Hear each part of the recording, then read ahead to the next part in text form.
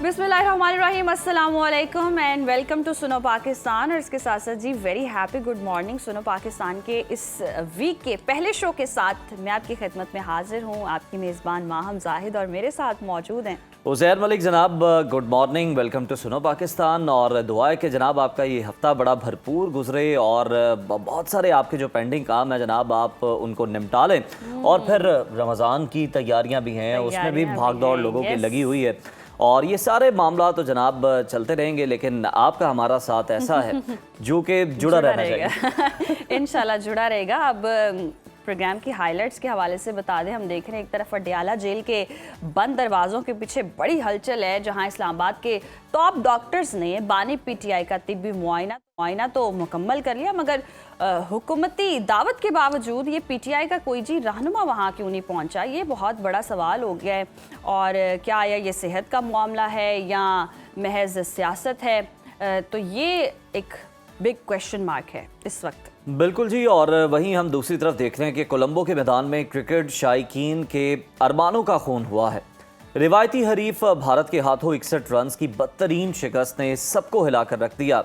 और अगर देखा जाए तो जनाब हमारे 7 बैटर्स हैं जो कि डबल फिगर में दाखिल ही ना हो सके, यानी सिंगल फिगर में ही रहे, उन्होंने वहीं पर रहना पसंद किया। बाबर आजम की आप बात कर लें, 5 स्कोर बनाकर आउट हुए, गेंदें 7 खेल ली और यानी हर गेंद के हिसाब से एक रन भी नहीं बनाया। और इसके अलावा जनाब प्रीमियम फास्ट बॉलर जो हैं शाहीन शाह अफरीदी पीएसएल में महंगे बिके हैं, हाथों हाथ बिके हैं, लेकिन यहाँ पे जो उनके साथ हुआ है वो आगे चल के खैर आपको बता ही देंगे, आपसे क्या छुपाना।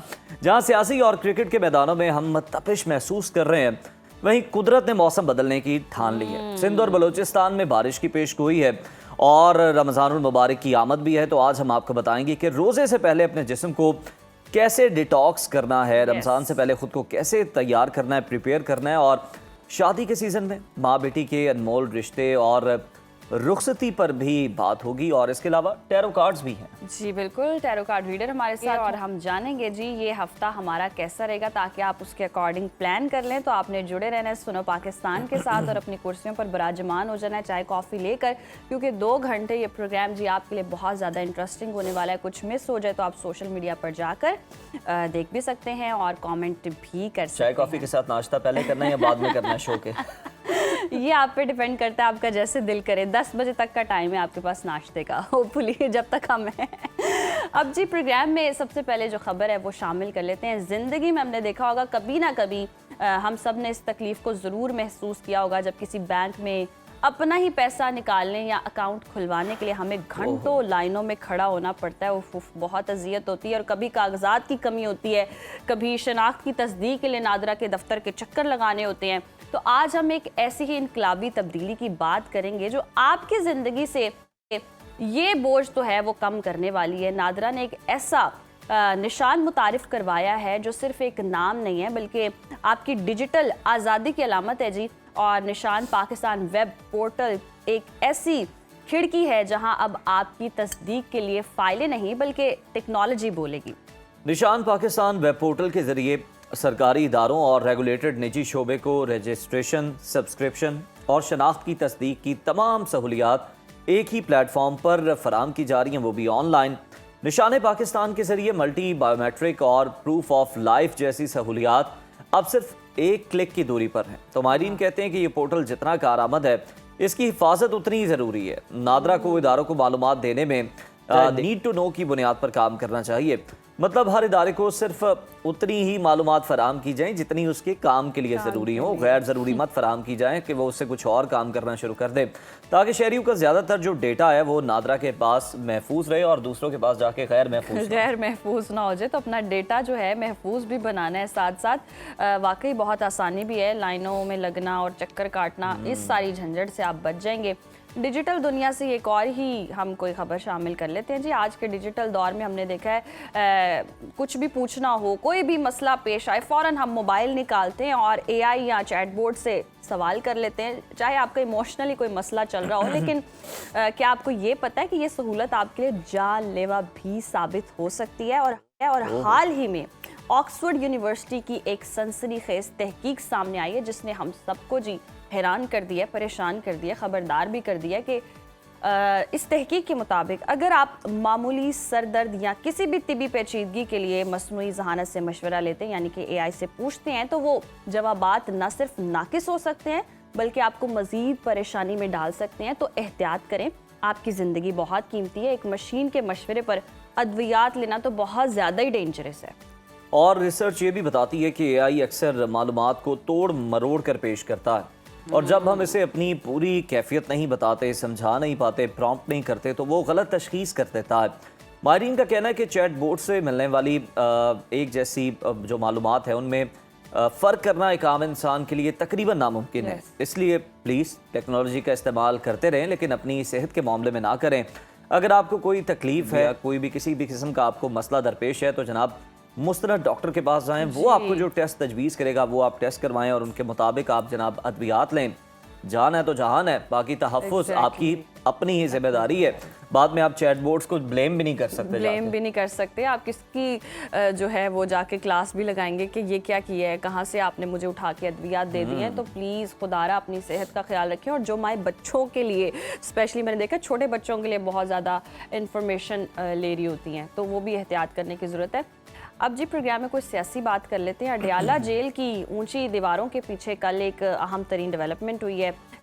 इस्लामाबाद के टॉप डॉक्टर्स की टीम जदीद मशीनरी और टेक्नीशियंस के साथ बानी PTI के सेल तक पहुंची। मुआयना हुआ, आंखों का चेकअप भी हुआ। लेकिन इस कहानी में एक अजीब मोड़ तब हमने देखा जी जब हुकूमती दावत के बावजूद PTI का कोई एक रहनुमा भी जेल नहीं पहुंचा। तो ये पता नहीं क्या अजीब सी बात हुई। बानी PTI की सेहत ने सियासी पारा हाई कर दिया है। आसिफ अली जरदारी ने एक ऐसा बयान दाग दिया है जिसने जल्दी पर तेल का काम किया और पता चलता है कि जरदारी साहब का गुस्सा ठंडा नहीं हुआ PTI को और बानी PTI को लेकर। उन्होंने साफ कहा कि जेल मर्दों की तरह काटो। सवाल ये कि क्या वाकई बानी PTI की सेहत तशवीशनाक है? सबसे बड़ा सवाल PTI की क़यादत अपने लीडर के इतने अहम मेडिकल चेकअप के वक्त कहाँ गायब थे? खुद से नहीं आ सके या कोई रुकावटें थी? ये सारी चीज़ें डिस्कस कर लेते हैं। सेनेटर हुमायूं मोहम्मद साहब पाकिस्तान तहरीक इंसाफ से ताल्लुक़ है, हमें ज्वाइन कर चुके हैं। सर बहुत शुक्रिया आपके वक्त। वेलकम टू सुनो पाकिस्तान। हुमायूं मोहम्मद साहब आपसे सवालात तो हैं, ऑब्वियसली हम करेंगे भी, लेकिन हम चूँकि बानी PTI जो है उनकी सेहत के हवाले से जानना चाह रहे हैं कि जनाब तहरीक इंसाफ किस हद तक मुतमईन हुई है। कल के रोज़ जो डॉक्टर्स की टीम वहाँ पर पहुँची है, टेक्नीशियंस वहाँ पर पहुँचे हैं, मशीनरी जो है वो वहाँ पर लाई गई है, तो उससे बानी की जो आंख की बिनाई है वो कितनी बेहतर हो सकी? कितनी बेहतर हो सकी, क्योंकि पूरी कौम इस वक्त इस हवाले से वाकई परेशान है। क्योंकि सेहत का मामला है बानी PTI के तो बहुत ज़्यादा सवालात जो हैं वो जहनों में जन्म ले रहे हैं कि क्या कंडीशन हो सकती है और हर कोई जानना चाहता है। लेकिन ऐसी सूरत में ये जो दावत दी गई रहनुमाओं को PTI के, ये नहीं पहुंचे, वाकई ये बहुत बड़ा सवाल है। क्योंकि पहले इस बारे में फ़ाइट हो रही थी कि जी बानी PTI से मिलने नहीं दिया जा रहा। इस तरह के एहतजाज भी सामने आ रहे थे कि जी एहतजाज किया जाएगा, हमें मिलने की इजाज़त नहीं दी जा रही, हम पहुँचे तो गेट नहीं खोला गया, हमें जाने नहीं दिया गया। अब जब दावत दी गई है तो क्यों नहीं पहुँचे, ये समझ नहीं आता। ये जान लेते हैं। हुमायूं मोहम्मद साहब हमें ज्वाइन कर चुके हैं। हुमायूं साहब बहुत शुक्रिया सर आपके वक्त का।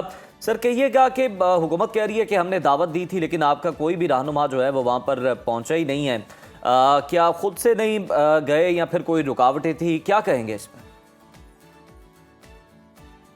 रहीम या तो वो यकन हुसैन, मुझे सॉरी समझ नहीं आई। हुकूमत वाले झूठ बोल रहे हैं? जी जी जी हमारे साथ हुकूमत वाले क्या कह रहे हैं? किधर आज दावत दी थी? हुकूमत वालों ने दावत दी थी, बानी PTI का मुआयना हुआ, डॉक्टर्स आए, चेकिंग हुई और रहनुमाओं को PTI के दावत दी गई थी कि आएं और आप मिल सकते हैं मौजूदगी में, लेकिन कोई गया नहीं। ये बहुत बड़ा सवाल है। देखिए, सबसे पहले तो आई डू नॉट बिलीव कि वो जो कह रहे हैं वो सच कह रहे हैं। नंबर 2, इन्होंने ये दावत दी थी, किसको दावत दी, किस लिहाज से दी थी? अगर ये पिछले 1-2 दिनों में दी थी तो हमारी सारी पॉलिटिकल पार्टी, आपको पता है, या पार्लियामेंट के अंदर है या लॉजेस के अंदर फंसी हुई है या उनको ये केपी हाउस में उनको वो किया हुआ है, वहां से निकालने नहीं दे रहे। उसके अलावा मुझे नहीं मालूम कि कहां से किसको दावत दी गई थी। नंबर 3, इमरान खान से मिलने के लिए इस वक्त किसी पॉलिटिकल लीडर की जरूरत जितनी है उससे ज्यादा इस वक्त इम्पोर्टेंट है कि उनके जो डॉक्टर्स हैं, पर्सनल डॉक्टर्स हैं, दे शुड मीट हिम। क्योंकि इस वक्त पॉलिटिक्स से ज्यादा इम्पोर्टेंट है उनकी सेहत, उनकी आंख की बीनाई। जी बिल्कुल। इन लोगों ने झूठ थ्रू आउट बोला है। सबसे पहले मैं आपको एक बात बता देता हूँ, सिंपल देख लें, एक बीमारी है, ये बीमारी पेनलेस होती है और आपकी एक आंख में आहिस्ता आहिस्ता नजर कम होती जाती है। इसमें इंसान कोई फील नहीं करता, कोई बीमार फील नहीं करता, वो ठीक ठाक है। इसलिए इमरान खान, जब ये लोग झूठ बोलते कि उनकी बहनें जाके मिली थी, उन्होंने कहा था ठीक है मैं बिल्कुल ठीक हूँ, मेरी एज ऐसी है कि मैं ऑलरेडी ग्लासेस लगाता हूँ पढ़ने वाली, मेरी एक आंख की बिनाई कम है, मुझे कोई तकलीफ नहीं है। मेरी बहनों ने मुझसे पूछा, जो बाहर होती हैं, मुझसे पूछा कि भाई मैं, आप कैसे हो? मैं यही कहूंगा ना मैं ठीक ठाक हूँ। अगर छोटी मोटी दर्द है भी तो मैं उनको नहीं बताऊंगा ताकि फिक्रमंद हो, क्योंकि मैं अदरवाइज तो मैं ठीक ठाक फील कर रहा हूँ। उसके बाद मैं अक्टूबर से डॉक्टर को कह रहा हूँ, वहां पे सुपरिटेंडेंट को कह रहा हूँ कि यार मेरी एक नजर कमजोर हो रही है। वो डॉक्टर सिर्फ ड्रॉप्स डाल रहा है, उसको कुछ नहीं पता उसने किया नहीं। फिर कहीं जाके जब मैंने कहा मुझे बहुत ज्यादा प्रॉब्लम हो रही है, तो तब डॉक्टर ने जाके पिम से एक डॉक्टर को बुलवाया। वो डॉक्टर ने जब उसको देखा, जो स्पेशलिस्ट आंख है, उसने देखा, उसने आधी रात को ही कहा कि भाई इसी वक्त शिफ्ट करो पिम्स, उसी वक्त जाके ट्रीटमेंट किया। ये इसका मतलब ये है कि वो इमरजेंसी थी। इसका मतलब ये है कि इन लोगों ने डिलिबरेटली उनकी बातें नहीं सुनी और उनकी इन गफलत, जो कि हुमायूं साहब, लेकिन अब तो जो मौकिफ सामने आ रहा है, आप उससे इत्तेफाक भी कर सकते हैं, इख्तलाफ भी कर सकते हैं। वो कहते हैं कि डॉक्टर्स जो हैं, टेक्नीशियंस जो हैं, मशीनरी जो है वो भी लाई गई कल अडियाला, और बानी के जो जाती मॉलेज हैं वीडियो लिंक पर वो भी मौजूद थे। ऐसा है, मैं आपको एक बात बता देता हूँ, try to understand one thing. सबसे पहले जो डिले हुआ है ना, जिसकी वजह से ये उनकी नजर 85% कम हुई है, फिर जो हुकूमत है उन्होंने झूठ बोला कि इसमें कोई डॉक्टर ने नहीं कहा, इसमें खान साहब ने खुद ही सलमान सफदर साहब को जब बताया था तो अपने वो कहता, और हम सब ये समझे कि चूंकि अभी डॉक्टर्स ने किया, फिर सलमान सफदर ने अगले दिन उसको क्लैरिफाई किया। उसने कहा कि जी ये डॉक्टर्स ने खान को जब एग्जामिन करके ट्रीटमेंट किया, उन्होंने कहा कि आप दाएं आंख की नजर 85% कम है, तो ये अब ऑब्जेक्टिवली उन्होंने असेस करके कहा था 85% जो नजर कम हो, ये क्राइम है, ये डिलिबरेट क्राइम है। अब उसके बाद वो कहते हम लोगों ने उधर वो भेजना है, मशीनें भेजनी है। देखिए मैं आपको एक बात बताता हूँ, ये कोई छोटी मशीनें नहीं होती है। मैं इन सारी मशीनों को शिफ्ट कर दूंगा, कल कला को किसी कोई एक सर्जरी होगी और वो हॉस्पिटल में होगा, और मियां साहब जैसे बहुत सारे लोग हैं जिनके पता नहीं, वो कहते थे कि ये चीजें उनकी, अब मैं सारे ऑपरेशन थिएटर अडियाला जेल में शिफ्ट करके कहूंगा कि आप उसमें क्या नाम है जूम पर और हम यहाँ पे ये ओटी का बेड भी शिफ्ट कर, आईसीयू की मशीन, वो क्या कह सकते हैं उसे, एनेस्थीसिया की मशीन भी शिफ्ट कर रहे हैं। क्या ये मतलब कुछ आप लोगों को समझ नहीं आ रहा है? सही हमारे साथ बिल्कुल आप दुरुस्त फरमा रहे हैं, मेडिकल कंडीशन है। अब सुप्रीम कोर्ट ने 16 फरवरी की डेडलाइन दी है, जरा क्या बता रहे हैं, ये रिपोर्ट किस वक्त तक जमा हो जाएगी? एक बार मैं मुझे सुप्रीम कोर्ट से ये सवाल पूछता हूँ कि भाई मेरे, आप लोग जाए इसके कि कहो कि तुम लोग अपना ट्रीटमेंट इमरजेंसी करो जी। आपने ठीक है, अच्छा किया कि फ्रेंड्स ऑफ कोर्ट बना के उनको भिजवा दिया, सलमान सफदर को भिजवा दिया, लेकिन जो ही सलमान सफदर ने ये बात की, आपको उसी वक्त थर्सडे को ही आपको फौरन ऑर्डर देने चाहिए था कि इमरान खान की ट्रीटमेंट इमरजेंसी में स्टार्ट करो। हम मंडे को बैठ कर देखेंगे, ये करेंगे वो करेंगे। सर इसमें चीजें इमरजेंसी होती है, कुछ चीजें आप किसी की देखिए, सेहत हर एक के लिए, जिंदगी हर एक की इंपॉर्टेंट है। अब उसके बाद बाज लोग दूसरे के ऊपर अपनी पोजीशन की वजह से उनकी जरा इंपॉर्टेंस बढ़ जाती है दुनिया में। घर के अंदर भी बेटा भी इंपॉर्टेंट है, लेकिन बाप जो कमाने वाला है उसकी इंपॉर्टेंस शुरू में बढ़ जाती है, बाद में हर एक का ये प्लस माइनस होता है और ये नॉर्मल चीज है। अब आप एक बात बताएं, खुदा न खासा अगर उनकी ये नजर कंप्लीटली चली जाए, क्या ये लोग संभाल सकेंगे उसके जो बैकलैश है? फिर ये कहते हैं कि जी आप लोग जो है ना, आप लोग वो उसे आपका भाई, आपका बेटा हो, आपका भाई हो, आपके वालिद हो, उनकी नजर किसी डॉक्टर की लापरवाही या किसी हॉस्पिटल वाले की लापरवाही की वजह से चले जाए, आप एहतजाज नहीं करोगे? बिल्कुल अगर इस तरह का कोई शक शुबा भी हो तो बिल्कुल मुकम्मल इलाज की सहूलियात जो है वो फराहम की जानी चाहिए। और ख्वाजा साद रफीक जैसे भी नून लीग के रहनुमा जो है वो कह रहे हैं कि जनाब इलाज उनका होना चाहिए और भरपूर तरीके से होना चाहिए। लेकिन हुमायूं साहब, आसिफ अली जरदारी साहब जो हैं वो इस मामले पर तनकीद कर रहे हैं। वो कहते हैं कि आपका लीडर जो है वो रो रहा है, मेरी बहन को चांद रात को गिरफ्तार किया गया, हमें जेल के अंदर रखा गया, आप नहीं समझ रहे कि वो कह रहे हैं कि बहुत ज्यादा पॉलिटिसाइज किया जा रहा है सेहत के मामले को? गुस्सा किस बात का है?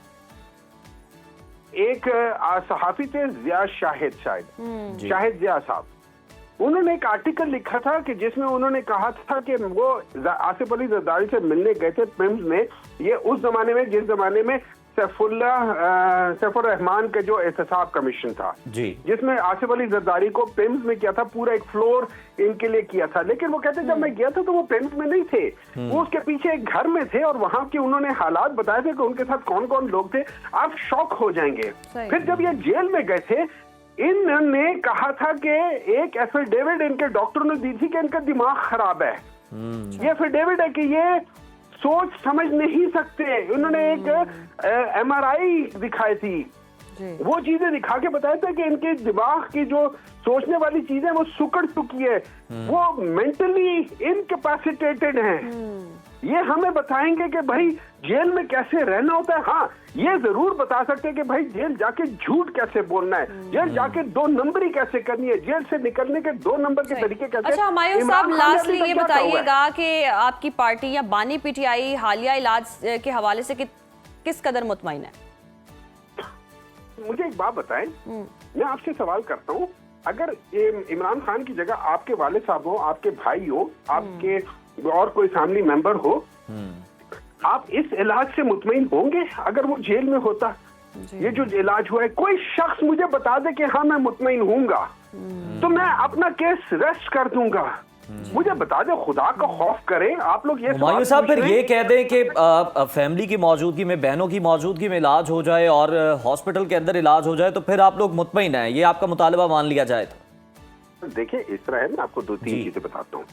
मेरे ख्याल में 935 है उसका ये रूल है जेल का, जेल मैनुअल क्या हो सकता है, जेल मैनुअल का रूल है जी, जिसमें उन्होंने कहा है कि जो intimation to the family member, अगर कोई बीमारी सीरियस हो, ठीक है, इन लोगों ने बिल्कुल उस जेल मैनुअल के लिहाज से उन्होंने फैमिली मेंबर्स को नहीं बताया।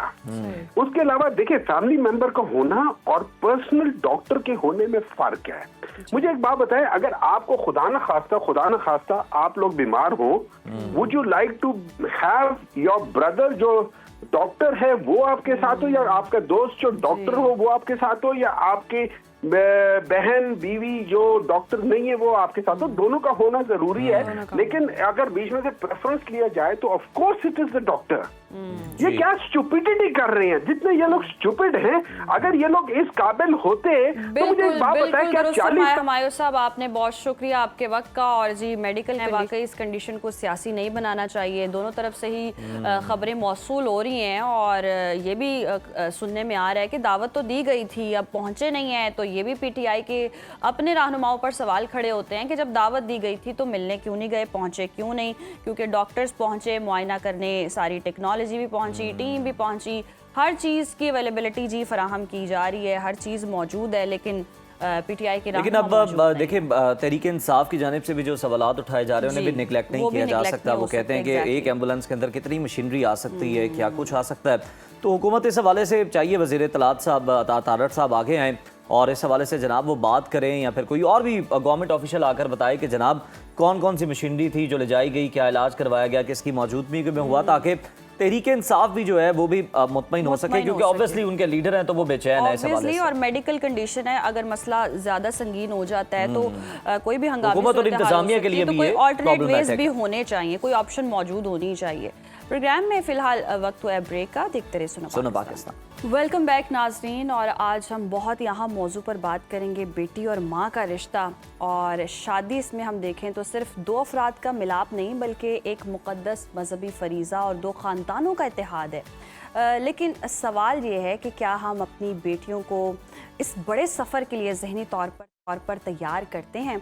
अक्सर वालिदैन बेटी की पढ़ाई पर तो बहुत ज़्यादा तवज्जो देते हैं, लेकिन सलीका और घरदारी को पीछे छोड़ देते हैं। और आज हम बात करेंगे कि से पहले बेटियों की ऐसी ज़हनी तरबियत कैसे की जाए कि वो नए घर जाएं और जिम्मेदारियों को बोझ ना समझें, बल्कि खुशी से वो जिम्मेदारियां निभाएं। माँ बाप के घर से जुदाई का दुख और बहन भाइयों से बिछड़ने का कर्ब एक जज्बाती इम्तिहान तो है ही, मगर यही वक्त है जब एक नई दुल्हन को अपने जज्बाती तवाज़ुन को बरकरार रखना होता है। नए ख़ानदान में एडजस्ट कैसे होना है, ससुराल के नए रिश्तों में अपनी जगह और मजबूत बुनियाद कैसे बनानी है, इन्हीं तमाम सवालात के जवाबात जानने के लिए हमारे साथ मौजूद हैं मारूफ रिलेशनशिप कोच एजाज बुखारी साहब। बुखारी साहब, आपको वेलकम कहते हैं program. Thank you sir. Bukhari साहब, बेटियों को रुखसत करते वक्त वालिदैन अक्सर हम देखते हैं माली तैयारी कर रहे होते हैं, कोई कसर नहीं छोड़ रहे होते, हर तरह की तैयारी आप समझ लें, लेकिन नफ्सियाती और जहनी तैयारी इन सबसे कितनी ज़्यादा इंपॉर्टेंट है आपकी नज़र? मेरे नज़र में सबसे ज़्यादा ज़रूरी है। वैसे मैं आपको बात अर्ज़ करूँ, बहुत तकलीफ़ दे लम्हा होता है जब बेटी घर से जुदा हो रही होती है। वो छोटा वक्त नहीं होता। उस वक्त देखने को मिलता है, हमने देखा होता है कि माँ बाप तो जो रो रहे होते हैं, सो रो रहे होते हैं। एक ऐसी कैफियत उस वक्त बनी होती है कि आए हुए लोग भी कहीं ना कहीं मुँह छुपा के रो रहे होते हैं। एक अजीब सी कैफियत होती है। देखिए, जो एक बच्ची एक घर में बरस पली है, वहीं वो खेली कूदी, उसकी शरारतें, वो कमरे, वो खिलौने, वो सब उनकी ज़ात का हिस्सा कहीं ना कहीं बने होते हैं। और ज़ाहिर है, जब वो जुदाई का लम्हा या विदाई, इसलिए उसको जुदाई विदाई कहा जाता है कि उसने सारे वो सब कुछ छोड़ के वहाँ से अगले घर में मुंतकिल होना होता है। तो इसमें कोई बात नहीं कि वो जज्बाती लम्हात नहीं होते हैं, लेकिन जज्बाती लम्हात के लिए ही तो नफ्सियाती तैयारी की ज़रूरत होती है कि जब वो नफ्सियाती तौर पर हम अपनी बेटियों को तैयार कर देते हैं, और सलीके के नाम सिर्फ रोटी पकाना नहीं रखते, बल्कि सलीके के नाम ज़िम्मेदार होना, ज़िम्मेदारी को संभालना भी रखते हैं। सलीके का मतलब हम ये भी रखते हैं कि उनको टाइम मैनेजमेंट भी आती हो। सलीके के हम ये भी रखते हैं उन्हें बजट मैनेजमेंट भी आती हो। अगर इस तरह के सलीके हम अपनी बेटियों को देकर भेजते हैं तो यकीन कीजिए उसके बड़े फ़ायदे होते हैं। लेकिन वहाँ पर रोल तो उन लोगों का आता है ना जो आपके इर्द गिर्द मौजूद हैं। और जिस तरह हम बात ऑफ द रिकॉर्ड भी कर रहे थे कि एक्सपर्ट्स का उसमें रोल आता है कि एक्सपर्ट्स अपना किरदार अदा करते हैं, उसमें आपको बताते हैं, समझाते हैं कि क्योंकि खाला तो अपनी ज़िंदगी में एक तो और तर्ज पर एक्सपर्ट हो सकती है, फुप्पो और तर्ज पर हो सकती है, लेकिन जिस जिंदगी को जाकर देखना, जिस दुनिया को जाकर देखना उस बच्ची ने, उसके लिए ज़ाहिर उसके तैयारी की ज़रूरत है। और वालिदैन एक तो या तो खुद ठीक हों तो फिर तो तैयारी की ज़रूरत ही नहीं है, और अगर वो भी किसी का शिकार हुए हैं तो वो फिर आगे भी शिकार करने की तरफ निकलने। बिल्कुल बुखारी साहब, बिल्कुल दुरुस्त फरमाया। और रुखसती के हवाले से भी हम देखते हैं शादियों में वो सारी ख़वातीन रो रही होती हैं जो रुखसत हुई होती हैं ऑलमोस्ट। तो ये बड़ा ही वाकई इमोशनल एक मोमेंट होता है सबके लिए। सबको अपना वक्त याद आ जाता है ना, अपना घर याद आता है, अपनी माँ याद आती है। रिकॉल हो रहा होता है कि जब ये दुनिया में आई थी, किस तरह इसको पहली दफा गोद में उठाया था, वो सब कुछ रिकॉल की इतनी बड़ी, इतनी जल्दी कैसे हो गई। मैं आपको बताऊं, मेरे पास तो कुछ ऐसे भी थे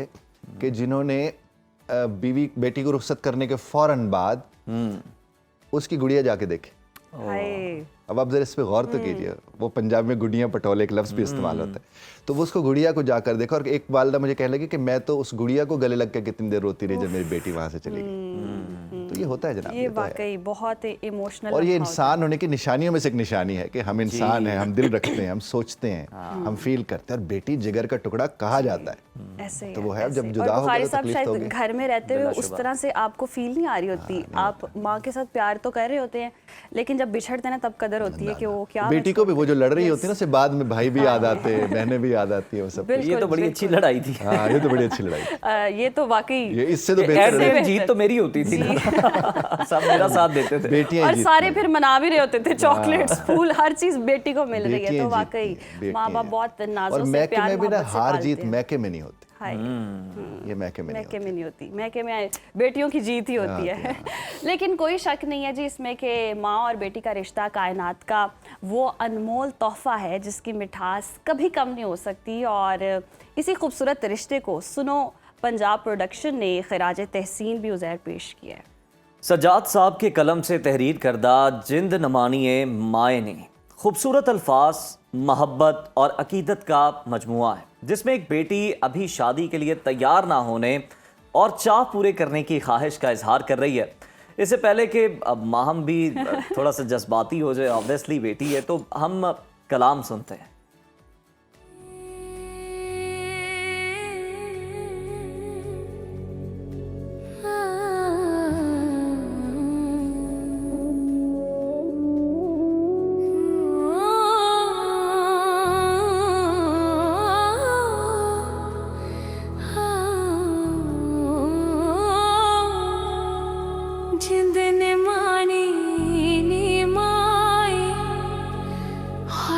डोल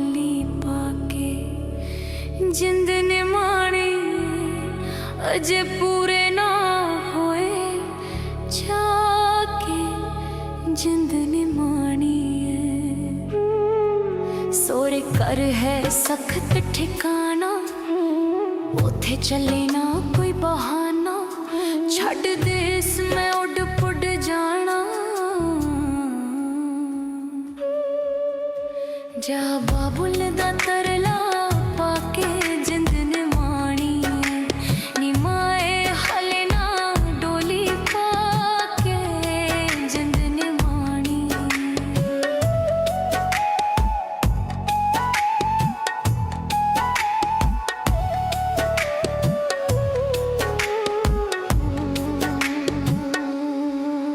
मेरे रोंदे ने गुड्डियां पटोले, कोई दर्द मेरे नू फोले, कि मैं करा मापे नजरां तोले।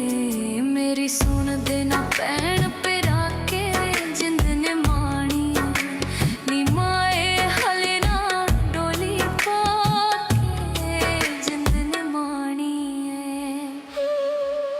मेरी जिंद फिरे कमलाई, गल पहला समझ ना आई, क्यों सी पेके प्रीत लगाई। तू ही कर दे कुछ पाके जिंद ने माणी है, नी माए हले ना डोली पाके जिंद ने माणी है। क्यों पाली सी लाडो नाजी, किवें सोरे करने राजी, किंज जितनी है औखी बाजी। कुछ मैनू भी दे समझा के जिंद ने माणी, नी माए हले ना डोली पाके जिंद ने माणी है। मेरा चोग है चिड़ियां वाला, मैं सी तेरे गल दी माला, क्यों देनी है देस निकाला। मैं किन्ना लड़ाई खा के जिंद ने माणी, नी माए हले ना डोली पाके जिंद ने माणी है। जे वसनी चलदा तेरा, दाज कर दे पूरा मेरा, साडा पंछी वांग बसेरा।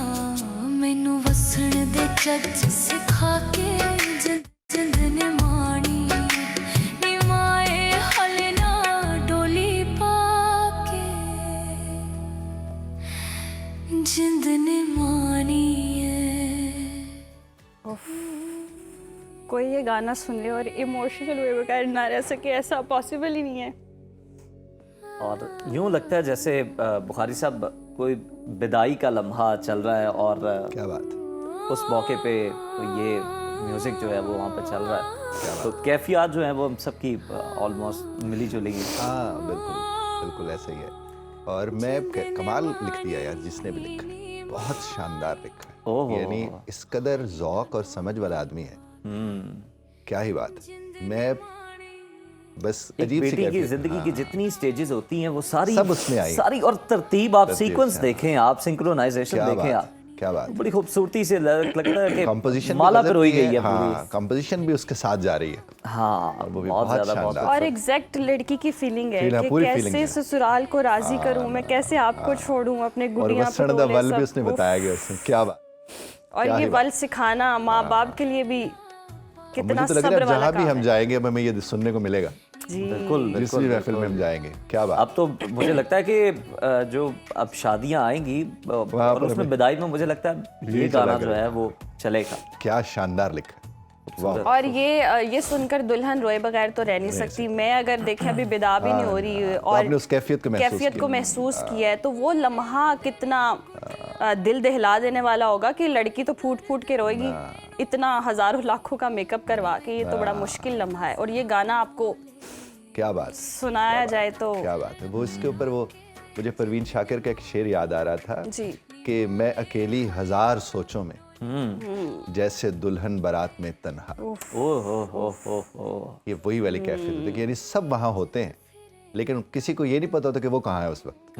उसकी कैफियत क्या है। कैफियत क्या है। उसकी। बुखारी साहब, बेटी की माँ से फरियाद या ख्वाहिश असल में जुदाई के दुख का बड़ा एक मासूमाना इजहार आप उसे कह लें, ये होता है। और आपने एक चीज़ इसको और इसमें- डिप्रेशन बनने से कैसे रोकना है? जी जी, मैं इस पर भी अर्ज करता हूँ। अब मुझे शायर के ऊपर ये है कि देखिए, उसने मेल है शायर, शायद अपने को सज्जाद जी, साहब नाम मेल, लिया। जी सजाद साहब। तो अब ये माँ की तरफ से लिखा है और एक मर्द लिख रहा है। हाय। एक तो ये बात, और दूसरी बात जो मुझे इसमें देखने में ये मिली कि ज्यादातर जो था वो बाबुला होता था। हाँ, ये माँ की तरफ से भी बड़ा डिफरेंट आया है यस। कि माँ के साथ उसकी मोहब्बत यानी के साथ। यूं लगता है कि लिखारी ने हर जो रिश्ता है बेटी का, उसकी जगह खुद को रखा है को और रखा फिर है, जनाब वो फिर- फील करके लिखो। That's wonderful. बाकी जहाँ तक आप फरमा रहे हैं डिप्रेशन का होना, देखिए डिप्रेशन का होना भी इंसान होने की निशानियों में से एक निशानी है। यदि जी, दिल होगा जी, तो आप बिल्कुल, महसूस करेंगे। बिल्कुल, बिल्कुल, बिल्कुल। इसीलिए कहते हैं कि जब गुस्सा होता है, ये डिप्रेशन कि होते इस हैं, कैफियत को थोड़ा सा कम कर जी, सकें ताकि वो मैनेज बच्ची करना। भी इंजॉय करे अपनी। मैनेज करना। उसके लिए देखिए, अगर आप जुदाई के लम्हात से पहले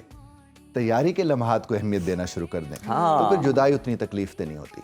यस। और यहाँ पर जाहिर है ये लाइफ कोचेज, रिलेशनशिप कोचेज या आपके बड़े बूढ़े आ जाते हैं कि उन्हें और बताते हमारे हैं यहाँ रिवाज तो यही है कि सर पे पड़ती है या जब करीब आती है तो फिर हम कि ये जो कोई सर भी पे चीज हो। हाँ, जब वो कहते हैं सर पे पड़ती है तो गौर करें, सर पे पड़ती है, सर पे पड़ती है। सर पे वाकई। पड़नी नहीं चाहिए, सर पे पड़नी नहीं चाहिए। उससे पहले ज़ाहिर उस चीज़ का हमें एहसास और अंदाजा होना चाहिए। तो वालिदैन बुनियादी तौर पर देखिए, आप जब दूसरी जिंदगी के खूबसूरत पहलू अपनी बेटी के सामने रखेंगे तो डिप्रेशन कम होगा, फिर खुशी ज़्यादा होगी। ऐसे ही है। और वहाँ के पहलू अगर आप उस तर्ज पर रख देंगे कि वहाँ जब जाओगे तो ये होता है, वो होता है, फिर सही नहीं आई, ये सब कुछ, तो नेगेटिविटी की बजाय एक पॉजिटिव पिक्चर दिखानी Positive चाहिए। picture और दिखानी दूसरा, चाहिए। ससुराल भी जो है, जो इसके अभी नहीं है, ससुराल भी एक बेहतर ससुराल वाली पिक्चर पेश करे तो एक्सेप्टेंस डिप्रेशन होनी वैसे- चाहिए उनमें। जो नहीं जी, होती। उन्हें भी काउंसलिंग की जरूरत है। वो शदीद सर। किसी के जिगर का टुकड़ा अगर आप घर ला रहे हैं तो आप भी अपने आप को तैयार मेरी रखें। वालदा से मुझे ज़र्फ पैदा करें अपने हाँ जी अंदर। जी, मेरी वालदा से मुझे फरमाती है कि जब कोई अपने जिगर का टुकड़ा तुम्हें दे दे तो उसके अलावा चाहिए क्या तुम्हें? रह क्या गया पीछे? पीछे रह इससे सब तो कीमती दे वो दिया। क्या दे सकता था? क्या सब दे तो सकता दे है? दिया, वाकई। उसको संभालना जाहिर है उसका काम संभालना होता है, काम है। जिम्मेदारी के साथ बहुत जरूरत है। खूबसूरत बात से बहुत शुक्रिया बुखारी साहब आपके वक्त का भी। और वाकई ये गाना जी ऐसे ही है कि जो लड़की की विदाई के वक्त फीलिंग होती है ना, वो दरिया को कूजे में बंद करने वाली बात है। ये गाना और ये एक लड़की की फीलिंग विदाई के वक्त बिल्कुल अक्कासी करती है इमोशंस की। आपके हाथ पैर हिल जाएंगे बताते हुए भी। तो ब्रेक पर ही जाना बनता है। ब्रेक शामिल कर लेते हैं प्रोग्राम में। देखते रहिए सुनो सुनो पाकिस्तान। पाकिस्तान। वेलकम बैक नाज़रीन। रमज़ानुल मुबारक की खुशबू फ़ज़ाओं में रचने लगी है और हम सब तौबा और इस्तग़फ़ार के साथ साथ दस्तरखानों की तैयारी में भी मसरूफ़ हैं। लेकिन क्या हमने कभी गौर किया है कि जिस जिस्म ने 14 से 15 घंटे भूखा प्यासा रहना है, क्या वो इसके लिए तैयार है भी या नहीं? ऐसे ही है। और हम अमूमन अपने पहले रोज़े का इस्तकबाल जो है वो बहुत ही ज़्यादा तेज़ाबियत और सर दर्द से करते हैं जी। और हम रूहानी तैयारी तो कर लेते हैं लेकिन जिस्मानी तैयारी को भूल जाते हैं और तली हुई चीज़ों और चीनी का बेतरीका इस्तेमाल होता है। रमज़ान को हम पता नहीं ऐसे लगता है जैसे बस टेबल और दस्तरखान ऐसे सजा हो कि बस खानों की भरमार हो। और तैयारी तो ऐसी होती है कि फ्रोज़न चीज़ें भी बहुत ज़्यादा यूज़ हो रही होती हैं। तो नेचुरोपैथी एक्सपर्ट जमील महरवी साहब मौजूद हैं, उनसे जान लेते हैं कि जी रमज़ान को वाकई एक हेल्थ रीट्रीट कैसे कर सकते हैं, हम उसमें अपनी सेहत को बेहतर कैसे बना सकते हैं। जमील साहब बहुत शुक्रिया आपके वक्त का। वेलकम टू सुनो पाकिस्तान।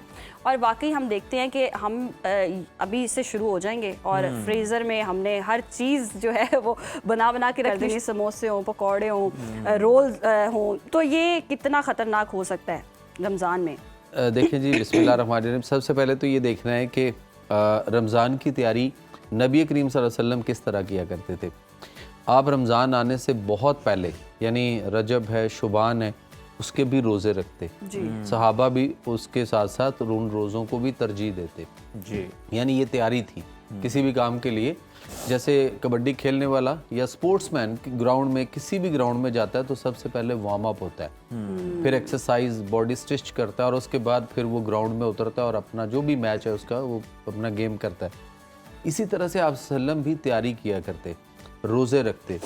और अब हमारे यहाँ ये पोजीशन है कि बस चांद नज़र आएगा तो रोज़ा रखना शुरू करेंगे और उसमें भी सहरी गलत होगी, उसके बाद शाम को पहली ही इफ्तारी इतनी गलत होगी कि उसके बाद आपके पूरा रमज़ान जो है ना वो अजीबो गरीब आवाजारी के साथ गुजरेगा। तो रमज़ान सिर्फ आपको भूखा प्यासा रखने नहीं आया, बल्कि रमज़ान आपकी पूरी बॉडी की ट्यूनिंग, ओवरऑलिंग, उसकी मेंटेनेंस, उसका सॉफ्ट सॉफ्टवेयर, उसका हार्डवेयर, हर चीज को अपग्रेड करने के लिए। रूह ने जहां जाना है जी, वहां उसका जो अजर मिलेगा वो तो बात की बात है।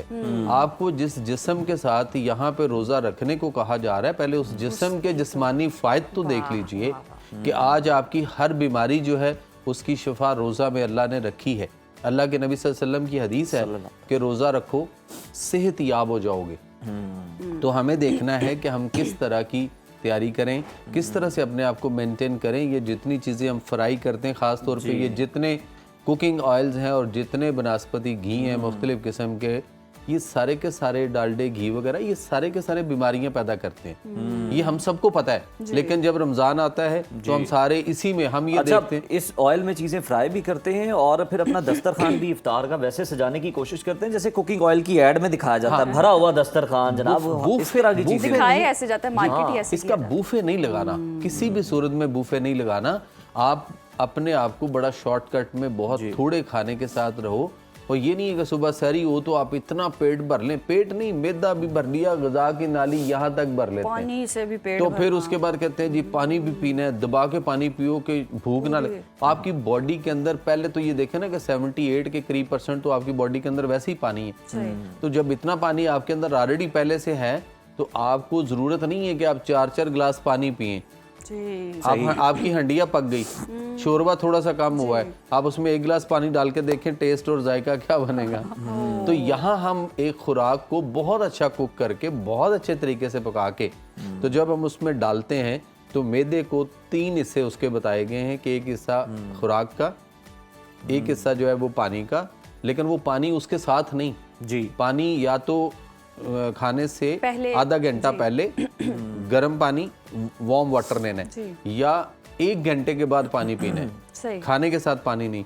और कुछ उसको खाली भी रखें ताकि खुराक जो है वो ग्रैंड भी होनी। सब ये फिर तर्ज अमल कितना खतरनाक होता है कि नींद से उठाया, बेदार किया, बेड पे ही जनाब सहरी सर्व हुई और बेड पे ही खा के वहीं लेट गए, वहीं लेट गए, तो वहीं पानी पी लिया। फिर खट्टे डकार नहीं आ सुबह सारा दिन आवाजारी, अजीब किस्म के हालात, सुस्ती, काली, डोजीनेस, लिथार्सी और ये सारी चीजें जो आती हैं, फिर वो कहता है मैं हाय मेरा रोजा लग गया। एक रोजे रख के भी मैं स्मार्ट नहीं हुआ बल्कि गेन कर गया। सर गेन इसीलिए कर गया ना कि वो ठंडे मशरूबात ले रहा है, सुबह में भी वो कहता है लस्सी पीनी है। भाई आपने उस वक्त बूस्ट करना है। आप ये देखें कि ऐसी एनर्जेटिक ग़िज़ा लें जो आपको शाम तक एनर्जी के साथ रखे। मेहरवी साहब सहरी में क्या होना चाहिए, पहले हम ये डिस्कस देखें सहरी में, मेहरवी साहब की सहरी क्या होती है? सहरी में खजूरें होनी चाहिए, वो लाजमी है। अगर ये नहीं है कि आप शाम को अफ्तारी में खजूरें लेंगे, सुबह सहरी में भी खजूरें हैं। आप सल्लम को देख लीजिए, उनके घराने को देख लीजिए, साहबा को देख लीजिए, आप खजूर के साथ सहरी और खजूर के साथ अफ्तार होती थी और 1-2 खजूरों के साथ रोज़ा रखा जाता था, 1-2 खजूरों के साथ अफ्तारी भी होती थी और सारा दिन गुजरता था। बताइए कहाँ है कि वो जो उसवा हसना में कहीं से दिखा दीजिए कि भाई वहाँ पेट भर के कोई बात थी। वहाँ तो ये था, हदीस नबवी है कि पेट भर कर ना खाओ और खाने पर खाना ना खाओ, इसलिए कि यही मर्ज बीमारी का सबब है। आज हम समझते हैं कि नहीं जरासीम है, वायरस है, बैक्टीरिया, ये तो किसी की दी हुई थ्योरी है, ये तो उससे ताल्लुक ही नहीं रखती उस तरह। तो हमें बेसिकली उसको देखना है कि सुबह हम ये जो पराठे लेते हैं हम सुबह सुबह, ये पराठा कभी भी नहीं खाना। पराठा भी आपको देर से हजम होगा, देर तक पड़ा रहेगा।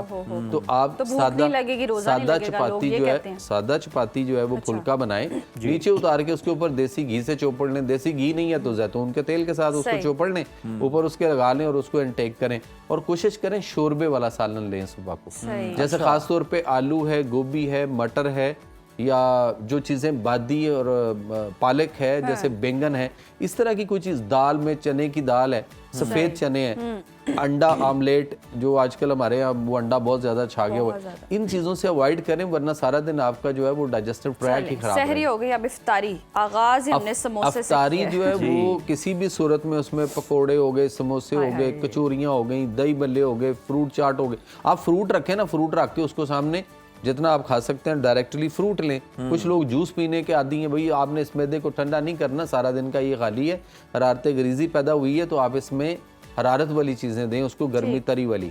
अगर आप फर्ज करें कोई मशरूब लेना चाहते हैं तो आप कद्दू का मिल्क शेक बना लें, बहुत अच्छा है, या आप पानी में उसको कद्दू को शेक कर लें। कमाल क्या है कि आपकी बॉडी को भी एनर्जेटिक करेगा, आपके सारा दिन की जो पोजीशन है उसको अपग्रेड करेगा बहुत वाह, ज़्यादा। सही। लेकिन हम उस कद्दू को खाने को भी तैयार नहीं हैं, बहुत सारे लोग ऐसे भी हैं। लेकिन आप सल्लम की अगर तर्ज ज़िंदगी देख लीजिए तो कद्दू जो है वो आप सल्लम की सबसे फेवरेट डिशेस में से गज़ा आती है। तो उसी कद्दू को यानी लोग तो छोटे कद्दू साइज शरीफ का, भी कहते हैं कुछ। इस छोटे साइज का एक कद्दू ले लें और उसको धो लें और छिलका नहीं उतारें उसका, बगैर छिले हुए आप उसको मोटा मोटा काटें, जूसर में डालें, 1 गिलास पानी डाल दें, 5-7 दाने काली मिर्च डाल दें, उसको शेक कर लें, पानी में बना लें। अगर दूध में बनाना चाहते हैं तो दूध 1 गिलास डाल के और उसमें 2-4 दाने काली मिर्च डाल लें और आप उसको शेक कर लें उसमें से। सही। अगर नहीं काली मिर्च डालनी तो आप शहद डाल सकते हैं, आप उसमें गुड़ या शक्कर में से कोई हस्बे जायका थोड़ा सा चीज़ डाल, ना भी डालें कुछ भी, तो आप खाली उसको शेक करके इनटेक करें, जमील आपको साहब, आपकी एनर्जी बूस्ट पानी करेगा। इतना नहीं पिया जाता, एक मसला है। तो कौन सी ऐसी चीज़ इनटेक करें कि आपको डिहाइड्रेशन का मसला ना, लोग कहते हैं डिहाइड्रेशन हो गई, स्किन भी बहुत ज़्यादा ड्राई हो गई है, ये मसला हो गया, वो हो गया। इतनी डिहाइड्रेशन नहीं होती है जितनी हमने समझ लिया हुआ है। तो रोज़े भी ठंडे हैं। अब सर मौसम मैं कहता हूँ जून जुलाई के हों तो फिर भी कोई मसला नहीं है। अच्छा, इसलिए कि डाइट आपकी ऐसी हजरत अली का कौल है कि आप फरमाते हैं कि 2 चीज़ें उनको बहुत अच्छी थी। एक वो कहते थे सख्त गर्मी का रोज़ा और एक सख्त सर्दी में वुज़ू करना। वुज़ू करना। तो बात यह है कि हम इस वक्त वो सारे के सारे अपने सिस्टम से भूल गए हैं। दूर हुए पड़े और उसके करीब नहीं आ रहे ना, तो हमारे खराबियां ये हैं। अच्छा मेरवी साहब, कद्दू के पकौड़े खा सकते हैं? हाँ, देखिए उसको फिर आपने फ्राई करना है तो फिर बेसन लगाना है, कोई पकौड़े वाला बेसन ने रास्ता नहीं तजाबियत निकल रहा। करनी है। देखिए बेसन ने तजाबियत करनी है। ये वही बेसन है जो कि बकरों को वो पानी में डाल के पिला के ना यूं मोटा करके नहीं दिखाते, कुर्बानी के करीब जाके तो हम कहते हैं बड़ा मोटा बकरा लेके आए। वो कहते हैं बेसन, तो कुछ लोग इस पे बड़ी डिबेट है, वो कहते हैं बेसन तो बड़ी हेल्दी चीज़ है, चने को पीसा हुआ है जी, हेल्दी ये वो चीज आंखों के सामने पिसवा के लाए हैं। हेल्दी चीज है, लेकिन किसके लिए? इस वक्त तो सारे के सारे खुद तजाबियत वाले पेशेंट्स हैं, मेजॉरिटी तजाबियत वाले हैं ना। अगर आप फिर भी पकोड़े या कोई चीज करना चाहते हैं तो फिर आप एक आध पकोड़े से गुजारा करें ना, उसको टेस्ट के तौर पे लें, नहीं कि वो प्लेट भर दी आपने पूरी और आप कहें कि जी पहले तो पकोड़े ही खाने हैं, फिर हाथ नहीं रुक रहा, आप बनाए ही उतने। ओके। अच्छा फिर दूसरी बात, ये बड़ा मसला है, जो हम सामने आए फिर जो हम ट्रे भर के रख लेते हैं और फिर जो बच जाए फिर हम कहते नहीं फ्रिज में रख दें, कल फिर गर्म कर लेंगे। कल फिर गर्म नहीं, वो 12 बजे फिर स्नैकिंग टाइम आ हाँ, जाता है रात को आधी रात तक तो वो है और कुछ तक लोग तो फिर कुछ नहीं सुबह बचता। तक। और दूसरे इसमें कभी भी चावल जो है ना वो नहीं इनटेक करें, अच्छा। ना सहरी में लें ना अफ्तारी में लें, ओके। क्योंकि उसने भी एसिडिटी करनी है, तजाबियत भी करनी है, ब्लोटिंग भी करवानी है, गैसेस भी पैदा करनी है, बलगम रेशा भी पैदा करना है, फिर आपका गला खराब या कोई खांसी या इस तरह के मसले भी आएंगे। लेकिन बहुत सारे लोग हैं जो सहरी और अफ्तारी पूरा रमजान दे मार 4.5 चावल ही चावल दिन रात खा रहे ऐसे ही होता है। ऐसे लाइट ग़िज़ा है। और इफ्तारी दबा के खाने के बाद लेकिन फिर उन 10 घरों बजे में खाना देख भी होता लें, है। उन घरों में देख लें जो चावल ज्यादा खाने के आदि, उन घरों में बीमारियां देख लें, शुगर है, ब्लड प्रेशर है, मोटापा है, उनके यहाँ जोड़ों के दर्दें हैं, उनके यहाँ ब्लड प्रेशर के मसले हैं, उनके यहाँ एसिडिटी तजाबियत का इशू है, चेस्ट इन्फेक्शन के मसाइल हैं। तो हमें रमज़ान को प्रॉपर उस तरीके से जो है ना वो एनर्जेटिक किस्म का, आप उसमें अदरक, ज़ीरा, पुदीना, दालचीनी, कलवंजी, ये 5 चीज़ों का कावा बना के लें, आपको एनर्जेटिक रखेगा, बूस्टअप रखेगा, आपकी वो नहीं करने देगा उसको कोई डिहाइड्रेशन वगैरह इस तरह की चीज़ों। मैरवी साहब ये कह रहे हैं कि कम खाएं, इसी में सेहत है, नहीं आप गिरने लगे कम खा के, आपका रोज़ा भी बेहतरीन होगा, तो मसला भी नहीं होगा। You have only option of कद्दू, टिंडा, नहीं उसके अलावा आप शाम को जो है वो आप तरबूज जो है वो ले सकते हैं, बहुत अच्छा है, खरबूजा बहुत अच्छा है, फ्रूट्स में लें, आप फ्रूट खाएं ना, ये पकोड़े, समोसे, दही भल्ले, फ्रूट चटनियाँ और इतना कुछ डाल के फिर उसके ऊपर हम इतने चाट मसाले जो डालते हैं उस सारे का सारा बेड़ा गर्क करते हैं आपका, तो खराबियाँ यहाँ से आनी खराबियाँ आती हैं यहीं से। बहुत शुक्रिया मेहरवी साहब आपके वक्त का। जी रमज़ान से पहले देखें आपकी डाइट हमने बता दी है, सेहत अगर आपने अच्छी रखनी है ना तो इस डाइट पर जो है वो स्टिक हो जाएं, इसको फॉलो करें और अपनी सेहत को ज़ुबान का ख्याल रखना है तो फिर आपकी अपनी मर्जी, हम कुछ नहीं कह सकते, जायके के लिए आप जनाब कुछ भी कर सकते हैं। टू टेस्ट आप एक पकौड़ा खा सकते हैं, इट्स ओके, लेकिन अब ये ना हद से ज़्यादा तजावुज़ ना करें, बाकी आपकी मर्जी है। देखिए टेस्ट तो आपको एक उसका पकौड़े का भी वही आना है और पूरी प्लेट का भी माम वही आना है। तो बेहतर है जनाब थोड़ा बहुत खाएं, हल्के रहें, लाइट रहें और बड़ा अच्छा आप फील करेंगे रमजान में। आप बिल्कुल मुझे आप आजमा सकते हैं। चलते हैं नाज़रीन, देखते रहे सुनो पाकिस्तान। नाज़रीन अब उस मैच का जिक्र कर लेते हैं जिसके लिए बड़ा सिफारती बहरान खड़ा हुआ। पाकिस्तान, भारत और बांग्लादेश के ताल्लुकात कशीदा भी हुए और मैच एक बार फिर पाकिस्तान क्रिकेटर्स नफसियाती तौर पर हमने देखा कि कमज़ोर नज़र आए और हार गए। उसके नतीजे में हम बात कर रहे हैं T20 वर्ल्ड कप के सबसे बड़े मैच पाक भारत टाकरे की। कोलंबो का मैदान था और उम्मीदों का एक पहाड़ था, लेकिन जो कुछ हुआ उसे शिकस्त कहना शायद बहुत छोटा लफ्ज होगा। इंडिया ने पाकिस्तान को सिर्फ हराया नहीं है बल्कि चारों शाने चित कर दिया है। 176 रन का कौमी स्क्वाड को हदफ मिला और हमारी पूरी टीम 114 पर ऐसे बिखरी जैसे ताश के पत्ते। बिल्कुल उज़ैर, बिल्कुल दुरुस्त कहा। और बात सिर्फ हारने की नहीं है, 7 बैटर्स जी डबल फिगर्स में दाखिल नहीं हो सके हैं। बाबर, शादाब, शाहीन, बड़े बड़े नाम नाकाम ही दिखाई दिए। ग्राउंड में हमारी कारकर्दगी का जनाजा तो निकला ही निकला है। भारत की तरफ से भी स्पोर्ट्समैन स्पिरिट का मुजाहरा कल भी ना हुआ और भारतीय टीम ने जी पाकिस्तानी खिलाड़ियों से हाथ ना मिलाने पर खुद भारतीय क्रिकेटर्स भी इस पर तनकीद करते हुए दिखाई दिए। इसी पर बात करने के लिए सीनियर स्पोर्ट्स तज्जियाकार शुएब जट साहब हमारे साथ मौजूद हैं। उनसे जान लेते हैं कि टीम कारकर्दगी कैसी रही। शुएब, बहुत शुक्रिया आपके वक्त का। पहले तो ये बताएं कि सलमान अली आगा की कप्तानी और फिर टॉस जीतकर पहले फील्डिंग का फैसला, अदादोशुमार बता रहे थे कि इंडिया दिफा करने में माहिर है। क्या ये फैसला ही शिकस्त की बुनियाद बना? मैं समझता हूं कि जिस दिन पाकिस्तान ने वर्ल्ड कप का स्क्वाड मुंतखब किया था उसी दिन से आपकी तबाही जो है वो शुरू हो चुकी थी। ये अनमेरिट तरीके से इसको जो है वो किया गया, मेरिट पे ये स्क्वाड मुंतखब नहीं हुआ। एक किंग को इसमें फिट करने के लिए पूरी टीम का जो है वो बेड़ा गर्क कर दिया गया।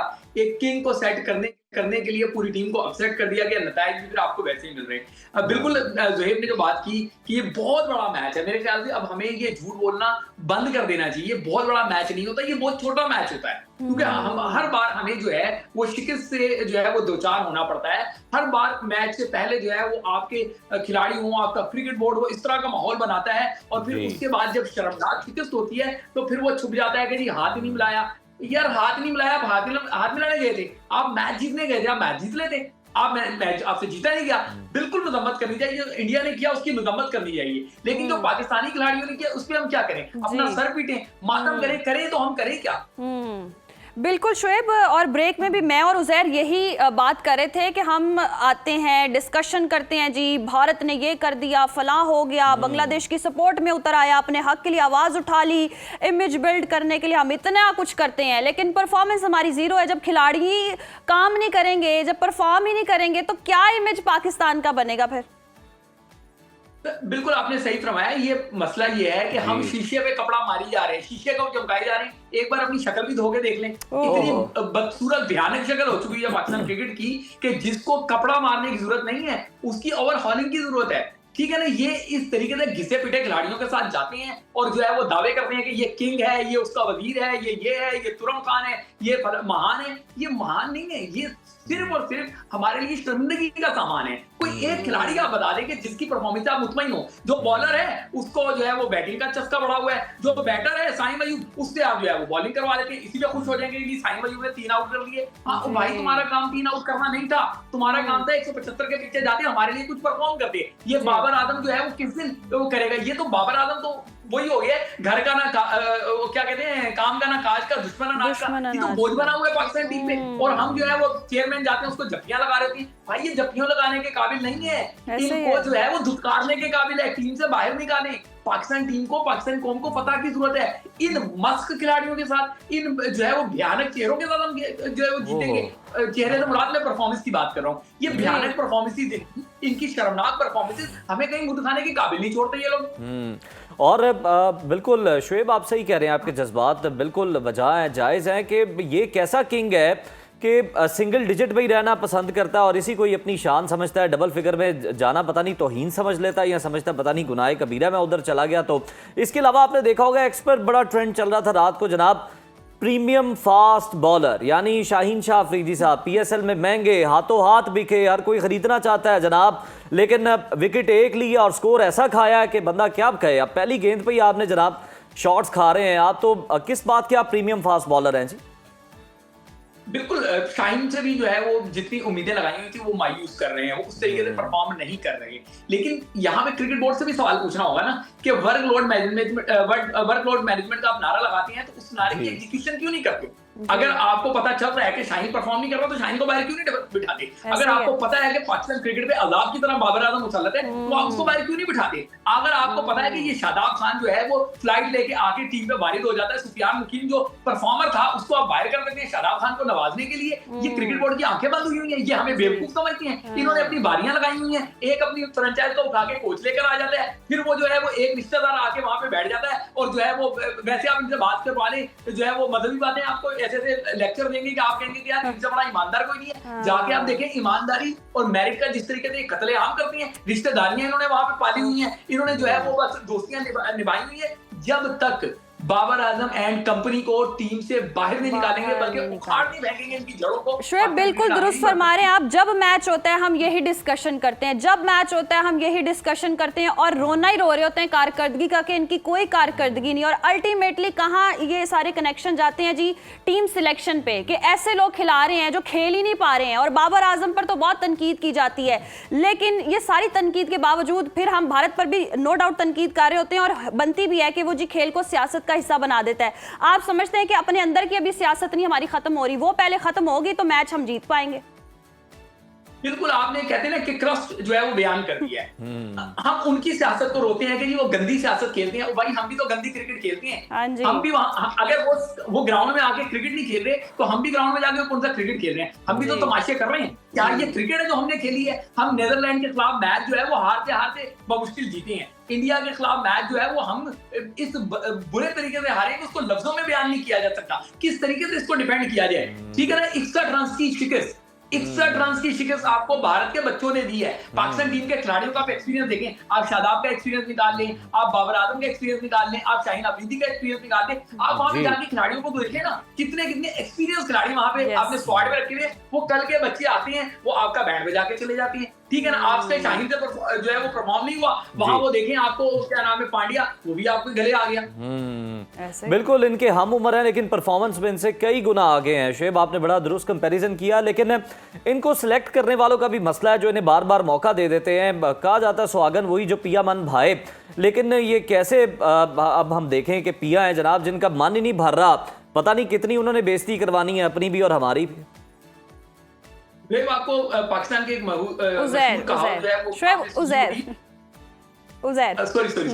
सॉरी अजीज में से एक नुक्ता निकाल दें। जी, it would be easy for you. आपने मशहूर कहावत सुनी होगी जिसमें कहा जाता है कि क्या कहते हैं, चोर को ना पकड़ो, चोर की मां को पकड़ो। यस, ठीक है ना? ये जो पाकिस्तान टीम में मेरिट के बरखिलाफ आके वारिद हो गए, इनको लाने वालों को भी तो पकड़ा जाए कि भाई साहब आपने कैसे कुर्सियों पे बैठ के कुर्सियां घुमा घुमा के आप प्रेस कॉन्फ्रेंस करते हैं, ठीक है ना? और आप सारे क्रेडिट लेके जाने के चक्कर में होते हैं। छोटी छोटी टीमें बी साइड, सी साइड, डी साइड जो आ जाती हैं दीगर ममालिक की, उनको आप शिकस्त दे के आप कहते हैं हमारी बड़ी तैयारी है। जैसे ही को बड़ा मैच आता है तो आप जो है वो भीगी बिल्ली की तरह बन जाती है, ठीक है ना? उनको भी पकड़ा जाए। कोई एक भी आप मुझे बता दें पिछले 2-3 साल में कोई एक भी जिम्मेदार इस क्रिकेट बोर्ड से निकाला गया? आपने गिलस्ट्री की छुट्टी करा दी, पता चला गिलस्ट्री ने बाद में बता दिया कि भाई इंटरनल पॉलिटिक्स से ये सब हुआ। उससे पहले आप देखें कि वो क्या नाम था, गैरी क्रिस्टन था, आपने उसकी छुट्टी करा दी, उससे भी पता चला कि ये इनकी अपनी गंदी सियासतों की वजह से हुआ है। ये पाकिस्तान क्रिकेट जो है वो क्रिकेट के लिए हो ही नहीं रही, ये सिर्फ और सिर्फ सियासत हम भारत में। और शोएब ये तो लेजेंड्स की बात सुनने के लिए तैयार नहीं है। मोहम्मद यूसुफ जैसा लेजेंड कह रहा है कि जी शाहीन, बाबर और शादाब का वक्त खत्म हो चुका है। तो क्या वाकई अब हम देख रहे हैं इन बड़े नामों से जान छुड़ाने और नए लड़कों को लाने का वक्त आ गया है, लेकिन ये जरूरत भी पेश आ गई है, लेकिन ये सुनने को तैयार नहीं है? देखिए, आपने अभी ये बात कर ली थी। बात ये है कि किस तरीके से आप इन लोगों को और इनके लाने वालों को क्रिकेट बोर्ड में रख सकती है। अगर जिस्म में कोई नासूर हो जाए ना तो उस नासूर को उखाड़ के फेंका जाता है, उस नासूर का इलाज नहीं किया जाता, वरना वो नासूर पूरे जिस्म को तबाह कर देता है। तो इस क्रिकेट को तबाह करने वाले ये नासूर बन चुके हैं। इन नासूरों से अगर जान ना छुड़ाई गई, आज हम जो है वो 61 रन से आ रहे हैं, आने वाले दिनों में पाकिस्तान जो है वो 100 रन से हारेगा। नीदरलैंड, इसी टूर्नामेंट में नीदरलैंड से आप पहला मैच हारते हारते जीते हैं। अब मुझे तो फिक्र पड़ी है कि आप नमीबिया को भी हरा पाएंगे या नहीं हरा पाएंगे, जिस तरह की आप गंदी क्रिकेट खेल रहे हैं। और बिल्कुल शोएब, हम देखते हैं हमें खुशफहमी में मुब्तला करने के लिए वो अपनी बी-सी टीमें भेज देते हैं हमारे साथ खेलने के लिए, और ताकि हमें भी जनाब को थोड़ी सी फेस सेविंग मिल जाए या पता नहीं। हम रिक्वेस्ट करते हैं कि भाईजान बड़े प्लेयर ना भेजना, थोड़ी मेहरबानी, इसी तैयार नहीं है। तो इससे हम फेस सेविंग ले लेते हैं और फिर जो मैनेजमेंट है वो बड़ी तारीफें करती है, जी टीम देखे बड़ी ज़बरदस्त है और ये हमारा विजन है जनाब जो बड़ा अच्छा परफॉर्म कर रहा है, और ऐसे मैचेस में पोल खुल जाता है हमारा जाके। देखिए, बात यह है कि जब आपके एक एक मैच पे pattern of cricket board, Pakistan के वजीर आजम जो है वो भी तारीफों के ट्वीट बांध रहे हों, सही है ना, बाकी भी सारे लग जाएंगे, बड़ी कामयाबी का कारनामा सरंजाम दे दिया, भाई क्या वर्ल्ड कप जीत लिया था, उसके लिए एक मैच जीता था तो आप ट्वीट करने बैठ गए। जब इस तरह की सपोर्ट इनको मिलेगी, जब इन तरह की बैक इनको मिलेगी, तो फिर ये बड़े खिलाड़ी इसी तरीके से चोर रास्तों से आएंगे, कमजोर टीमों के खिलाफ परफॉर्म करेंगे, बल्ला कंधे पे रखेंगे, हीरो बनेंगे और अपनी जो है जे करवाएंगे। अगर कोई बोर्ड अपनी बी और सी टीम भिजवा रहा है तो भाई आपको किसने पकड़ा कि आप अपनी बी और सी स्ट्रेंथ ना खिलाएं, आप अपने बैकअप प्लेयर को बनवा लेना। आप देख लें पाकिस्तान की अंडर 19 टीम के खिलाड़ी परफॉर्म करते हैं, कौन सा खिलाड़ी ये टीम में आने देते हैं? जी वही घिसा पिटा बल्कि शोएब हो सकता है वो हमारे बी और सी काम कर जाएं, कोई टैलेंट उनका जो है वो जबरदस्त हो और वो अपने आप को मनवा लें, लेकिन ये सूरत हाल तो बिल्कुल ही दुख देने वाली है और दुख तो ऐसा है कि अब कम नहीं हो सकता। लेकिन चलें फिर भी आगे का अगर हम सोच लें तो टूर्नामेंट अभी बाकी है, मोराल जमीन पर है, यहाँ से वापसी कैसे मुमकिन है? अगले मैच के लिए प्लेइंग 11 में कौन सी तब्दीली नागुज़ीर हो चुकी है, आपको क्या लगता है? मैं तो ये समझता हूँ कि कोई आईसीसी के पैर पड़ा जाए और कहा जाए कि खुदा का वास्ता है, हमने ये मेरिट पे टीम सिलेक्ट नहीं की, हमें एक मौका और दे दो, हम बच्चों को अपने बुला लेते हैं, हमारी अंडर 19 टीम जो है वो आके जीत सकती है, इनमें दमखम नहीं है। या फिर हम उसी ऑप्शन पे चले जाएं कि हमने खेलना ही नहीं है, वो ठीक था, बल्कि खेलते ही ना, वो कम से कम इज्जत तो बच जाती है आपकी। एग्जैक्टली सही है, उसमें कम से कम इज्जत तो बच जाती है, अब तो आपके पास इज्जत भी नहीं रही। बिल्कुल सही। अच्छा शुएब, अगर हम देखें तो हैंडशेक वाले मामले पर भी अगर आप कमेंट करना चाहें तो एशिया कप के बाद वर्ल्ड कप में भी जो रवैया है वो नहीं बदल रहा, भारतीय टीम का परफॉर्मेंस अच्छी है, हम तारीफ कर रहे हैं, तो लेकिन जहां मसला है उसको भी हाईलाइट कर रहे हैं और बहुत सारे लोग कह रहे हैं कि ये बड़ा अहमकाना फैसला है। तो क्या आईसीसी अब इसको एक रिवायत बना लेगा, रीत बना लेगा, या फिर कोई और कमजोर टीम अगर ये करेगी तो उस पर आईसीसी जाके एक्शन ले लेगा? इनको कुछ नहीं कहना। देखें, जो क्रिकेट के लॉज है ना, उस लॉज में ये पाबंदी नहीं है कि आप बिल्कुल नहीं हर सूरत में बनाएंगे, क्योंकि ये जेंटलमैन का गेम कहा जाता है, इसलिए उसके कुछ मॉरल्स हैं। अगर इंडियन टीम उन मॉरल्स के अगेंस्ट जा रही है तो हर बंदा उसकी मजम्मत कर रहा है, जिसमें भी अकल है, जिसमें भी इज्जत है, जिसमें भी एहतराम का जरा सा भी जो है वो आंसर पाया जाता है, वो इंडिया की मजम्मत करेगा। लेकिन बात यह है कि अभी आपने कहा कि जो एशिया कप में किया इंडिया ने, वो आके वर्ल्ड कप में भी किया, तो ये भी तो देखेंगे जितनी गंदी क्रिकेट पाकिस्तान टीम ने एशिया कप में खेली उससे ज्यादा गंदी क्रिकेट वर्ल्ड कप में खेली है। तो रवैया तो दोनों तरफ से नहीं बदला जा रहा, एक तरफ से गंदी सियासत खेली जा रही है और एक तरफ से गंदी क्रिकेट खेली जा रही है। हम आप लोग क्रिकेट के सपोर्टर हैं, हमें क्या मिल रहा है? हमें तो वो हमसे हाथ नहीं मिलाते। या शुएब ये कह लें कि उन्होंने ये मैच खेला इसलिए, मनवाया भी इसलिए कि वाकई उनको पता था रिजल्ट ये निकलना है, जग हसाई हम करवा सकते हैं, ऐसे पाकिस्तान की परफॉर्मेंस इनसे होगी नहीं, तो चले मान जाते हैं, किसी तरह मनवा लेते हैं और ज़बरदस्ती मैच करवा लेते हैं। ठीक है, ब्रॉडकास्टर्स के पैसे लगे थे, कमाई करनी थी, लेकिन एक उनका ये भी एजेंडा हो सकता है और उस पर हम जी कामयाब भी हुए हैं।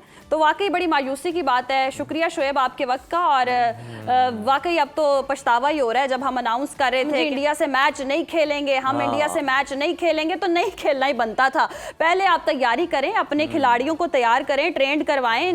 ये जो बाबर आजम है, मुझे तो इनकी नहीं समझ आती है, हर मैच के बाद हम इन पर तनकीद कर रहे होते हैं और ये ऐसे यो मैन बन के आते हैं, पता नहीं क्या, और इनकी आर्मी एक्टिव हो जाती है, ना इनसे विकेटें उड़ती हैं। मेरा ख्याल अगर इन्होंने विकेटें उड़ानी है और बल्ले से जनाब इन्होंने उठा के गेंदे ग्राउंड के बाहर फेंकनी है, तो मेरा ख्याल एयरफोर्स के पास इन्हें ना भेज के एक दफा देख ले, क्योंकि एयरफोर्स जो है वो इंडिया को सही जवाब देती है हमारी। एग्जैक्टली, बस वही जवाब देने के लिए रह गई है। बाकी तो हमारे पास ये क्रिकेट तो हम जंग करा लें, हम क्रिकेट नहीं खेल सकते, ये गिव अप कर देना चाहिए, ऐसी टीम रखकर लड़कों को भेजना चाहिए। पर ये जी माजरत जो इंतजामिया उनको भी हम रिक्वेस्ट ही कर सकते हैं, जो नया टैलेंट है उसको आगे आने दें। बड़े बड़े अच्छे प्लेयर्स भी हैं, यंग टैलेंट आगे आएगा तो हमारी इज्जत बच जाएगी। इज्जत का सवाल है, वो इसलिए तो आते हैं हमारे साथ खेलने के, आए आपके परखचे उड़ा के अब जाते हैं तो बिस्ती हो जाती है हमारी, बिस्ती से बचना है हमने। तो कुछ सोच लें, अवाम के जज्बात आप देख ही सकते हैं। अवाम के जज्बात जो है ना वो बस आप इससे पहले मैं रो दूं यहाँ भी उसे ब्रेक आप कुछ आंसू बचा लें। हम ब्रेक शामिल करते हैं, देखते रहिए सुनो पाकिस्तान। व्यूअर्स, पाकिस्तान के जनूबी इलाकों में जहां पर सूरज की तपिश बढ़ती जा रही है, वहीं पर कुदरत ने अपना रुख बदला है। रमज़ान की आमद से पहले ही बादलों ने अपना डेरा लगाने की तैयारी कर ली है और एक बार फिर मगरबी हवाओं का सिलसिला हमारे दरवाजे पर दस्तक दे रहा है। जी बिल्कुल। और सिंध और बलूचिस्तान के इलाकों में आज से 18 फरवरी तक बारिशों की पेशगोई की गई है और कराची के बासी जो हल्की ठंडक को अलविदा कह रहे थे उनके लिए भी 17 फरवरी को हल्की बारिश की खबरें आ रही हैं।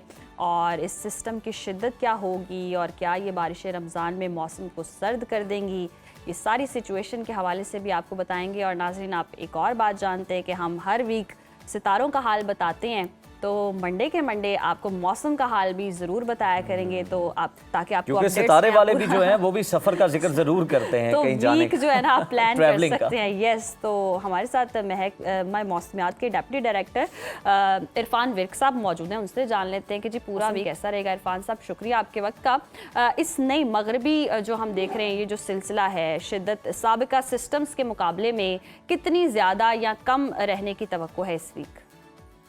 देखें, ये बहुत बड़ा स्पेल नहीं है। ये एक जो हमारे जनूबी इलाके हैं वहाँ पर ये मुहित है, ख़ास तौर पे जो बलूचिस्तान के इलाके हैं और कुछ सिंध के इलाके, सिंध के इलाके होंगे जहाँ पर ये बादल रहेंगे, तेज़ हवाएं भी चलेंगी और कहीं पर हल्की बारिश है और कहीं पर दरमियानी सी बारिश होगी। अच्छा इरफान साहब, जिस तरह से आपने कहा कि ये हल्की बारिश होगी, लेकिन हमें ये भी बताइएगा कि सिंध और बलूचिस्तान की अगर हम बात कर रहे हैं तो वहाँ पर क्या कोई मूसलाधार बारिश हो सकती है या इस तरह का कोई इम्कान मौजूद है? देखिए, ये जो है ना क्योंकि ट्रांजिशन पीरियड है, इसमें किसी एक दो जगहों पे कोई शावर हो सकता है, लेकिन इसमें अच्छा। इतनी ज्यादा बारिश नहीं है कि वो कोई बहुत बड़ी बारिश हो। ये सही। दरमियानी सी बारिश कुछ जगहों पे हो सकती है सही। शावर के साथ। अच्छा इरफान साहब, 18 फरवरी को जो सिस्टम बलाई इलाकों में दाखिल होगा, क्या इससे बर्फबारी के भी कोई इम्कानात हैं? देखिए, आगे ये वाला जो स्पेल है ये जी। आज शाम रात में जो है वो बलूचिस्तान में होगा, कल ये सिंध में होगा, उसके बाद 18 को ये निकल जाएगा। सही। उसके बाद आने वाले दिनों में मौसम जो है ना वो इसी तरह जो है ना वो खुश्क रहेगा और दिन में जो है ना वो कदरे गर्मी महसूस होगी। अच्छा इरफान साहब, सिंध के मगरबी इलाकों में जिस तरह से आपने कहा कि कोई इस तरह का फ्लडिंग का ख़तरा तो हो ही नहीं सकता क्योंकि बारिशें जो हैं वो बड़ी हल्की हैं, तो ये बताएं कि क्या इन के साथ ही, स्पेल के साथ ही कुछ सर्दी का एहसास दोबारा से आएगा? क्योंकि हम देख रहे हैं कि सूरज भी जो है वो बहुत ज़्यादा अपनी तपिश फील भी करवा रहा है हमें, तो क्या कोई थोड़ा सा सर्दी का एहसास दोबारा होगा दिन के औकात में भी?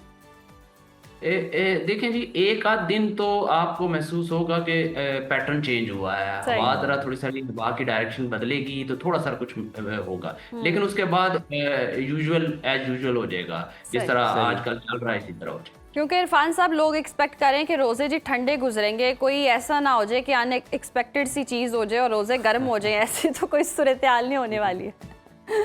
देखिए, जो दिन के दर्जा हरारत हैं वो आपको अभी भी अगर आप देखें तो मिट्टी में जो है 36 डिग्री सेंटीग्रेड टेम्परेचर जो है ना वो गया है। और आपके जो जनूबी इलाके हैं, जनूबी पंजाब और सिंध के इलाके और बलूचिस्तान के बाद इलाके जहाँ पर 30 डिग्री सेंटीग्रेड तक टेम्परेचर है और 30 से थोड़ा सा ज़्यादा भी है बाद इलाके। तो जबकि हमारे जो इस्लामाबाद, लाहौर और इसके गिरदुनवा के इलाके हैं यहाँ पर 28, 27, 28 वो कि ये भी ज़्यादा है।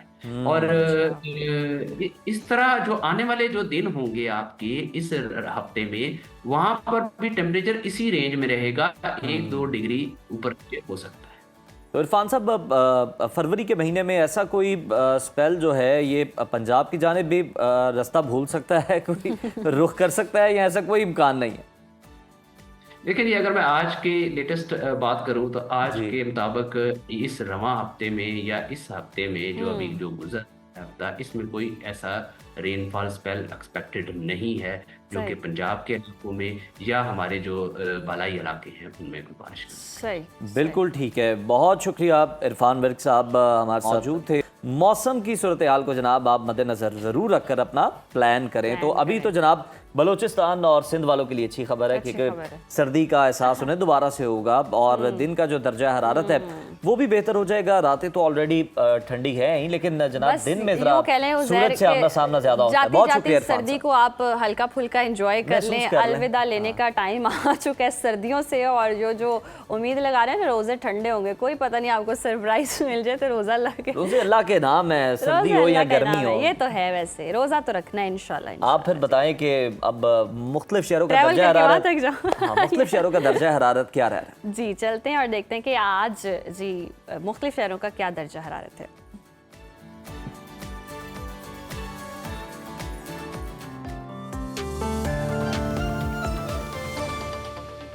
नाज़रीन, मुल्क के बेशतर इलाकों में मौसम सर्द और खुश्क रहेगा, जबकि वस्ती पंजाब में मौसम शदीद सर्द और मतला जुज़वी अब्र आलूद रहने का इम्कान है। मुख्तलिफ शहरों में मौसम की क्या सूरत हाल है, आइए जानते हैं। और हमेशा की तरह सबसे पहले बात करेंगे बुलंदोबाला पहाड़ों की सरजमीन गिलगित बल्तिस्तान की, जहां हम देख रहे हैं मौसम शदीद सर्द और मतला अब्र आलूद रहने के अलावा हल्की बारिश मुतवक्के है। गिलगित का टेम्परेचर देख लेते हैं। यहाँ पर हम देख रहे हैं ज़्यादा से ज़्यादा दर्जा हरारत है 8 और कम से कम -3 डिग्री तक गिरने का इम्कान है। स्कर्दू का रुख करते हैं। यहाँ पर हम देख रहे हैं ज़्यादा से ज़्यादा टेम्परेचर है 3 और कम से कम -9 डिग्री तक गिरने का इम्कान है। महकमा मौसमियात के मुताबिक आइंदा 24 घंटों के दौरान चंद मकामात पर हल्की बर्फबारी का भी इम्कान है। सयाहों की जन्नत आज़ाद कश्मीर का रुख करते हैं और आपको मौसम के हवाले से बताएं तो मतला जुज़वी अब्र आलूद रहने का इम्कान है। दारुल हुकूमत मुजफ्फराबाद लिए चलते हैं आपको। यहाँ पर हम देख रहे हैं ज़्यादा से ज़्यादा दर्जा हरारत है 19 और कम से कम 7 डिग्री रहने का इम्कान है। श्रीनगर में ज़्यादा से ज़्यादा पारा हम देख रहे हैं 10 और कम से कम -1 डिग्री रहने का इम्कान है। मौसम का हाल बताने वालों ने आइंदा 24 घंटों के दौरान चंद मकामात पर हल्की बारिश का इम्कान जाहिर किया है। और नाज़रीन, अब आपके साथ शेयर करेंगे मेज़बानों की धरती खैबर पख्तूनख्वा का मौसम। यहाँ पर सुबह के बेशतर अजला में मौसम सर्द और खुश्क रहने का इम्कान है। सूबाई दारुल हुकूमत पेशावर लिए चलते हैं आपको। यहाँ पर हम देख रहे हैं ज़्यादा से ज़्यादा टेम्परेचर है 24 और कम से कम 9 डिग्री रहने का इम्कान है। सवात की बात करें, जिसे पाकिस्तान का स्विट्ज़रलैंड कहते हैं, यहाँ पर ज़्यादा से ज़्यादा दर्जा हरारत है 11 और कम से कम 0 डिग्री तक गिरने की तवक्को है। जबकि आइंदा 24 घंटों के दौरान बलाई अजला में मौसम शदीद सर्द और मतला अब्र आलूद रहने का इम्कान है। और नाज़रीन, अब नज़र डाल लेते हैं 5 दरियाओं की सरजमीन पंजाब के मौसम पर। यहाँ पर सुबह के बेशतर अजला में मौसम सर्द और खुश्क रहने का इम्कान है। बागों के शहर लाहौर लिए चलते हैं आपको। यहाँ पर ज़्यादा से ज़्यादा दर्जा हरारत है 25 और कम से कम 10 डिग्री तक गिरने की तवक्को है। शहर बेमिसाल इस्लामाबाद की बात करें तो यहाँ पर हम देख रहे हैं ज़्यादा से ज़्यादा पारा है 22 और कम से कम 8 डिग्री रहने की तवक्को है। औलिया के शहर मुल्तान का जिक्र हो जाए, यहाँ पर हम देख रहे हैं ज़्यादा से ज़्यादा टेम्परेचर है 26 और कम से कम 10 डिग्री रहने का इम्कान है। महकमा मौसमियात के मुताबिक आइंदा 24 घंटों के दौरान मरी गलियात और गिरदोनवाह में मौसम शदीद सर्द और खुश्क रहने का इम्कान है। और अब बात कर लेते हैं नाज़रीन कुदरती ज़खायर से माला माल सूबे यानी कि बलोचिस्तान की, जहां हम देख रहे हैं सुबह के बेशतर अजला में मौसम सर्द और खुश्क रहेगा। कोयटा का रुख करते हैं। कोयटा में ज़्यादा से ज़्यादा दर्जा हरारत है 17 और कम से कम 3 डिग्री तक गिरने का इम्कान है। और आइंदा 24 घंटों के दौरान शिमाली अजला में मौसम शदीद सर्द रहने का इम्कान है। और आखिर में हमेशा की तरह रुख करेंगे वादी मेहरान यानी कि सूबा सिंध का, जहां सुबह के बेशतर अजला में मौसम खुश्क रहेगा। शहर कायद कराची का रुख करते हैं। कराची में ज़्यादा से ज़्यादा टेम्परेचर है 31 और कम से कम 17 डिग्री तक गिरने की तवक्को है। जबकि हैदराबाद में ज़्यादा से ज़्यादा दर्जा हरारत है 30 और कम से कम 16 डिग्री रहने की तवक्को है। आइंदा 24 घंटों के दौरान सिंध के बेशतर अजला में मतला अब्र आलूद रहने का इम्कान है।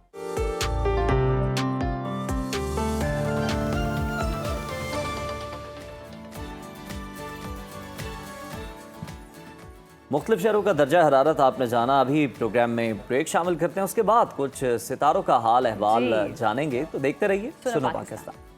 वेलकम बैक नाजरीन। और अब जी वो सेगमेंट आ चुका है जिसका आपको इंतज़ार है। पूरा वीक आपका कैसा रहेगा, सितारों का हाल जानने के लिए हमारे साथ हमारे गेस्ट भी स्टूडियोज़ में आ चुके हैं। दाऊद अहमद दाऊद साहब। देर किस बात के, बहुत शुक्रिया आपके वक्त का। वेलकम टू सुनो पाकिस्तान। और बता दें जी अब कि पहला सितारा, पहला ज़ोडिएक साइन क्या कह रहे हैं? एरीज बुर्ज अमल। एरीज बुर्ज अमल, सबसे पहले तो आपका शुक्रिया और माशाल्लाह रमज़ान की आने की पहले से ही मुबारक आपको। और दूसरी बात ये कि रमजान में मुझे आपके आने का यकीन नहीं है। सूरज ग्रहण बिल्कुल आने वाला है कल की डेट में। आपने फौरन से सूरज ग्रहण का नाम लिया आपके आने के बाद। ये कोई कनेक्शन जुड़ रहा है। बिल्कुल जनाब। और फिर रमजान और सूरज ग्रहण और फिर आपकी एनर्जी, डायरेक्ट रीडिंग। सही। और बात करें सबसे पहले एरीज बुर्ज हमल, card of the week. Aries वालों के मामलात में एक ज़बरदस्त चेंज आने वाला है। कामों में बड़ी ज़बरदस्त अपॉर्चुनिटीज आपको मिलेगी इस वीक में। बात करूं आप लोगों के जॉब और बिजनेस की, तो जॉब और बिजनेस में कोई पार्टनरशिप लग सकती है। मोहब्बत की बात करूं तो मोहब्बत में डबल माइंडेड नजर आते हैं। और जनाब हेल्थ की बात करूं तो हेल्थ ज़बरदस्त है। एजुकेशन के मामलात में ज़बरदस्त हेल्प है। और ट्रैवल आप लोग इस वीक में एहतियात करिएगा। मून एनर्जी आपको मैसेज दे रही है, ज़रूरतमंद बने और पहला कदम उठाएं और पढ़ने के लिए या जल जलाली वाली कराम का वेद आपकी एनर्जी पहला को कदम मैंने उठाया, दूसरा आप उठाए। बुर्ज सौर टॉरस। टॉरस बुर्ज सौर वालों का इस वीक में कार्ड ऑफ द वीक की बात करें तो टॉरस वाले इस वीक में अपने मामलात में बहुत ज़बरदस्त एनर्जी और अपॉर्चुनिटीज़ देखेंगे। अच्छा जी, जज्बात और फीलिंग्स बहुत हाई होंगी। बात करें मोहब्बत की तो मोहब्बत में अपॉर्चुनिटीज़ बिल्कुल मिलेंगी और अच्छी एनर्जी है। और जॉब और बिजनेस में भी आपके पैसे के मामलात में बहुत पॉजिटिव एनर्जी नजर आती है। हेल्थ की बात करें तो हेल्थ ज़बरदस्त है आप लोगों की। एजुकेशन के मामलात में भी बहुत अच्छी एनर्जी है इस वीक में सौर वालों की। और ट्रैवल बिल्कुल कर सकते हैं। और मून एनर्जी आपको मैसेज दे रही है, मनफियत को रद्द करने का वक्त है। और जनाब पढ़ने के लिए ला हौला वला कुव्वता इल्ला बिल्लाह की एनर्जी इस वीक में आपको बूस्ट देगी। बुर्जोजा क्या कर रहा है इस हफ्ते? बुर्जोजा वालों की इस वीक में क्या एनर्जी है? कार्ड ऑफ द वीक की बात करें तो बुर्जोजा किंग ऑफ पेंटिकल। बिलाशुबा आप जो कुछ सोच रहे हैं वो सोचें, आप तय कर सकते हैं, अपॉर्चुनिटीज़ को अवेल कर सकते हैं। अच्छी एनर्जी है इस वीक में। किंग है, दारी बात है इस वीक के। और जॉब और बिजनेस में अंधा एतमाद और भरोसा बिल्कुल नहीं करना, प्रॉब्लम हो सकती है। मोहब्बत की बात करें तो मोहब्बत में बहुत पॉजिटिव एनर्जी है, गिवन एंड टेक अच्छा चलेगा। और जनाब बात करें आप लोगों की हेल्थ की तो गुस्सा सेहत खराब कर सकता है, लेकिन सेहत के मुतल्लिका भी आप बहुत अच्छी एनर्जी रख रहे हैं। एजुकेशन ज़बरदस्त है। और जनाब ट्रैवल 50-50 है, मौके के मुताबिक कर सकते हैं। बिस्मिल्लाह व तवक्कलतु अलल्लाह पढ़ना अच्छी एनर्जी लेकर आएगा। और मून आपको मैसेज दे रहा है, आप अपना मकसद हासिल करने के बहुत वालों का यानी गुड है। कैंसरियन का हफ्ता कैसा? कैंसर वालों का इस वीक में कार्ड ऑफ द वीक की बात करें तो कैंसर नई शुरुआत, बिगनिंग अच्छी, अपॉर्चुनिटीज को अवेल करने का वक्त आ चुका है। बात करें बिलाशुबा वाटर साइन के साथ ताल्लुक भी है आपका। और बात करें आपके जॉब और बिजनेस की तो माली तौर पे पॉजिटिव चेंज देखेंगे। अखराजात को कंट्रोल जरूर करना है। और मोहब्बत की बात करें तो माजी से निकलें, आगे बढ़ें। जो मामलात आपको डिस्टर्ब करते हैं उनको भूल जाएं, क्योंकि आगे एक अच्छा आगाज़ होने जा रहा है। और हेल्थ की बात करें तो बेहतरीन है आपके सेहत के मामलात। एजुकेशन बेहतरीन है। ट्रैवल बिल्कुल कर सकते हैं। मून आपको मैसेज दे रहा है, अपनी अना को रास्ते में नहीं आने देना। और पढ़ने के लिए या रहीम या करीम का विर्द आपकी एनर्जी को बूस्ट करेगा। लियो वालों का इस वीक में कार्ड ऑफ द वीक क्या होने जा रहा है? लियो अपॉर्चुनिटीज, कामयाबी, कप की एनर्जी है। बिलाशुबा कामों में एक बहुत पॉजिटिव बूस्ट देखेंगे। जॉब और बिजनेस की बात करूं तो प्रेशर बिल्कुल रहेगा, कामों का प्रेशर, अपने चीज़ों और कैरियर को बेहतर करने का प्रेशर, लेकिन इसको आपने अच्छे तरीके से हैंडल करने की कोशिश करनी है। मोहब्बत में बिल्कुल कामयाबी है, सन है, प्यार है, इश्क है, मोहब्बत है, कामयाबी है, घर का माहौल ठीक है, हेल्थ बेहतरीन है। एजुकेशन में फोकस तलबा तालबात को बेहतर करना पड़ेगा। ट्रैवल बिल्कुल कर सकते हैं। मून मैसेज दे रहा है, एक नया आगाज़ हो रहा है। और पढ़ने के लिए ला इलाहा इल्ला अंता सुब्हानका इन्नी कुन्तु मिनज़ ज़ालिमीन आपकी एनर्जी को बूस्ट करेगा। बुर्ज सुंबला, विर्गो बुर्ज सुंबला वाला क्या होगा जनाब? कार्ड सबसे पहले, अच्छा जी, किसी चीज़ को करने की तगोदो, कोशिश और उसके ऊपर बहुत पॉजिटिव एनर्जी नजर आती है, स्ट्रेंथ है। बात करें आप लोगों के कैरियर की तो क्लैरिटी हो जाएगी कि अपने कैरियर को किस तरह बेहतरीन करना है। मोहब्बत की बात करें तो पॉजिटिव खबरें, जिनके रिश्तों में रुकावटें या प्यार में दूरियां थी, राब्ते और कम्युनिकेशन बिल्कुल बढ़ जाएगी। हेल्थ की बात करें तो हेल्थ मेडिटेशन आपकी सेहत को बेहतर करेगी। और वैसे भी रमज़ान का महीना मेडिटेशन, अल्लाह का नाम पढ़ें ज़्यादा से ज़्यादा, एजुकेशन में एहतियात है, ट्रैवल बिल्कुल कर सकते हैं। और मून आपको मैसेज दे रहा है कोई मोहब्बत का सिलसिला भी शुरू हो सकता है। बुर्ज मेज़ान, लिब्रा। लिब्रा बुर्ज मेज़ान क्या एनर्जी है, एयर साइन के साथ ताल्लुक, तो जनाब अपॉर्चुनिटीज़ बिल्कुल आएंगी आपके पास और बड़ी पॉजिटिव अपॉर्चुनिटीज़ हैं। और जनाब चौबर बिजनेस की बात करूं तो ओवर थिंकिंग से बचना है, जो चीज़ें चल रही हैं उसको चलने दें, उसी में ही फ़ायदा है, चेंज ना लेकर आए इस वीक में। मोहब्बत में एहतियात बिल्कुल होनी चाहिए, हेल्थ जो है वो डिस्टर्ब है, वॉक ज़रूर करें, एजुकेशन में भी फोकस बेहतर करें और ट्रैवल करते हुए नजर आते हैं। और मून मैसेज दे रहा है जिन जवाबात की आपको ज़रूरत है वो आ रहे हैं। और सलामन कॉलन में रब्बे रहीम का विर्द आपकी एनर्जी इस वक्त वीक में बूस्ट करें। स्कॉर्पियो बुर्ज अकरब की बात करूं, कार्ड ऑफ द वीक बेहतरीन एनर्जी है, पावरफुल फैसले हैं, अपॉर्चुनिटीज़ है, घर बार इज्जत वकार हर जगह आपकी अहमियत को गर्दाना जाएगा। बात करें आपकी मोहब्बत से मुतल्लिक़, मोहब्बत में खुशियाँ, कामयाबियाँ, अपॉर्चुनिटीज़। जॉब और बिजनेस की बात करें तो बड़ी पॉजिटिव खबरें। और जनाब हेल्थ की बात करूं तो हेल्थ भी बेहतरीन नज़र आती है, एजुकेशन के मामलात में फोकस बेहतर करना पड़ेगा, ट्रैवल बिल्कुल कर सकते हैं। और मून मैसेज दे रहा है नताइज पहुंच के अंदर हैं। और पढ़ने के लिए सूरह इखलास का विर्द एनर्जी बूस्ट करेगा। सेजिटेरियस वालों का इस वीक का कार्ड ऑफ द वीक रूहानियत, अपॉर्चुनिटीज, चीज़ों में बेहतरी, क्योंकि सूरज ग्रहण की एनर्जी आपकी रूहानियत को बढ़ा रही है। जॉब और बिजनेस की बात करूं तो पैसा आएगा इस वीक में, एनर्जी बहुत अच्छी और पॉजिटिव है।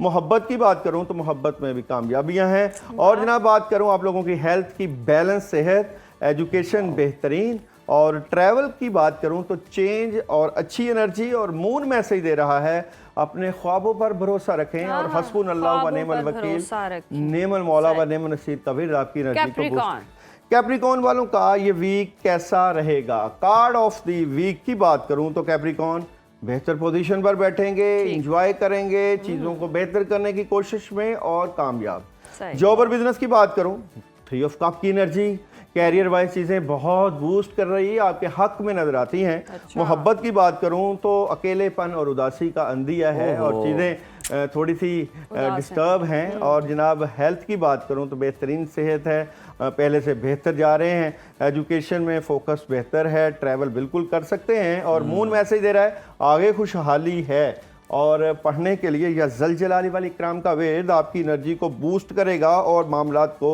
बेहतरी के साथ आगे लेकर। एक्वेरियस का ये हफ्ता कैसा? एक्वेरियस बुर्ज दिलों वालों की इस वीक की एनर्जी क्या नजर आती है?